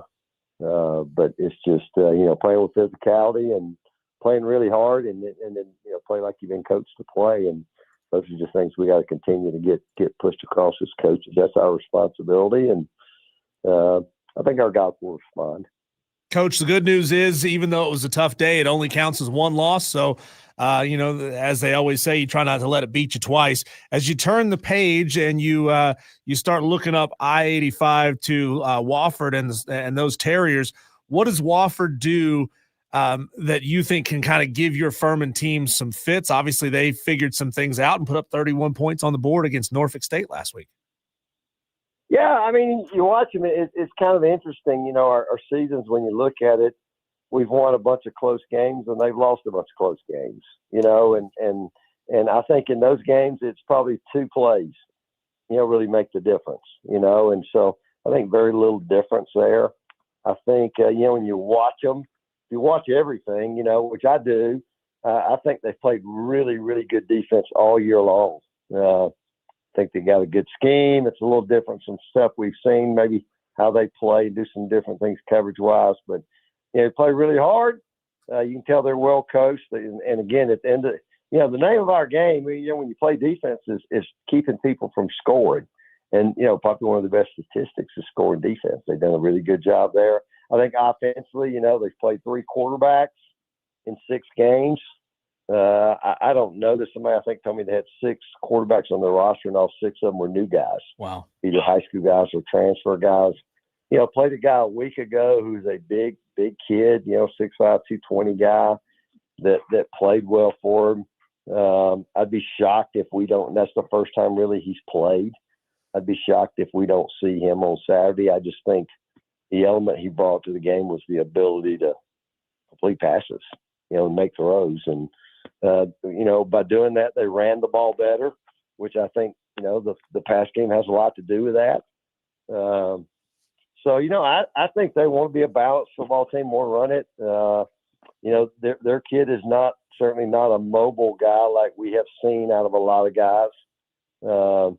But he's a big guy that can manage their offense and make throws and complete them. And, they want to throw the ball down the field. They're going to take their shots, and got some really talented receivers. And so we certainly got our hands full. We're talking to Clay Hendrix, the head football coach of the Furman Paladins. Coach, I know Wofford's down compared to what they have been in the past, but, man, as long as you've been at Furman, you look back. I know right now you're focused on Saturday, but when you do reminisce and look back on all the Wofford-Furman battles you've had, what stands out to you? Wow, and I've been at Furman a long time. I get asked about the rivalries. That's right. Golly, I've had about 7 different ones since I've been in the league, and it'd be interesting if you ask our kids. Certainly I was here when they came into the league. Coach Ayers and the job, Coach Ayers, who I think the world of the job he did, and we had some great games with them. I think probably in our conference, I think they're easily, in my opinion, the school that's most like us. Just as an institution, the student body makeup, your team, how you play, all those factors, and then certainly they've had their share of success. And again, I think you play them, they're going to be a disciplined group that's going to play really hard, and you're going to have to go beat them. But again, we've had some. I remember things you think about. I'm kind of one of those, sometimes it's amazing something that pops in my head. I remember going over there one day on a Saturday. They had a really good team. I actually think maybe they were a little better than we were. And Spartan High, I think, played a game in the stadium the night before. That might have been the worst field I've ever played on. But I actually think it helped us. They were running a bunch of the the old wing tee, stuff that they did, and a lot of change of direction, misdirection. I think the field probably hurt them. And actually, I think Billy Napier was the guy playing quarterback that we kind of drove the length of the field there, and at the end of the game to win. But like I said, we've certainly had some great games with them. My first year here, first game, really we played. It was a conference game as a head coach here, and then we played them again in the playoffs. So proximity certainly plays a part, and I don't know. I kind of feel like sometimes we kind of got the bullseye on our back. I think we're kind of everybody's rival, so we kind of get everybody's best shot. We try to give everybody else our best shot too, but it'll be nice to have a short ride on Saturday for a road game and have a noon kickoff. So I love noon kickoff. Coach, a follow-up to that, you mentioned Wofford, the old wing-bone offense that Coach Ayers used to run. What are your thoughts on where they used to be from an offensive identity standpoint compared to where they are now? Just a stat out there for you. They won 7 SoCon championships running the wing bone. On the new spread offense, Wofford is 7-32. So is there just an adjustment period to go into the spread, or do you feel like the wing bone and what they used to do suited a team like Wofford better? Well, I certainly have thoughts on things like that. I'm not sure I always want to share them. I spent 10 years at the Air Force Academy. I played for a wishbone guy in high school, and even all my years as an assistant at Furman, and even playing, we had an element of the option game in what we did. And then even when I came back in 2017, we had not been very good here for a few years, and we mixed quite a bit of that. And I really enjoyed that aspect of it. And in those days, there were a lot of teams that did something similar in the league. Now there's almost nobody that does it, and the Siddles, you watch them, they're running a little bit of option guns, out of the gun, but it is different. So I do think schemes matter. I do think schemes sometimes fit at places. There's a reason why the academies run what they run. A little bit they have to. There's a lot of, kind of leveling the playing field. The game's changed a lot since then too. The low blocking was taken out, and I never have understood that. We don't take out low tackling, but we took out low blocking. Yeah. And I see a lot of brutal low tackles, and I don't want them to take out low tackles, but I think a lot of things maybe have changed, and, high schools have changed. I can remember when you never saw anybody in the shotgun, and then you try to evaluate an offensive lineman who never gets down in a 3-point stance. And so certainly the game has changed, and there's something to be said. There's positives and there's negatives and recruiting and you name it, but they certainly did a terrific job for a long time. Coach, I know on game days with the two schools being just 35, 40 miles apart, you don't really spend a lot of time in Spartanburg. You just get on the bus, head back to Greenville. But in an effort to maybe cool some of the hostilities between Furman and Wofford, what is your personal favorite restaurant in Spartanburg? Well, I have to be honest with you. I never had Spartanburg in recruiting. Sometimes in recruiting is when you figure that stuff out. I was never assigned to Spartanburg, so I never really had that. I certainly went over there and saw games and high school kids and this and that, but literally we are in and out there usually, and we're in the back door. We come in the back way and head out that way. But, I like the Beacon. It's hard to say. I have been there a number of times. It reminds me of some places I knew about kind of growing up, but I can't say I've eaten a lot of places over there. I probably need to get over and venture out a little bit and spend a little more time over there.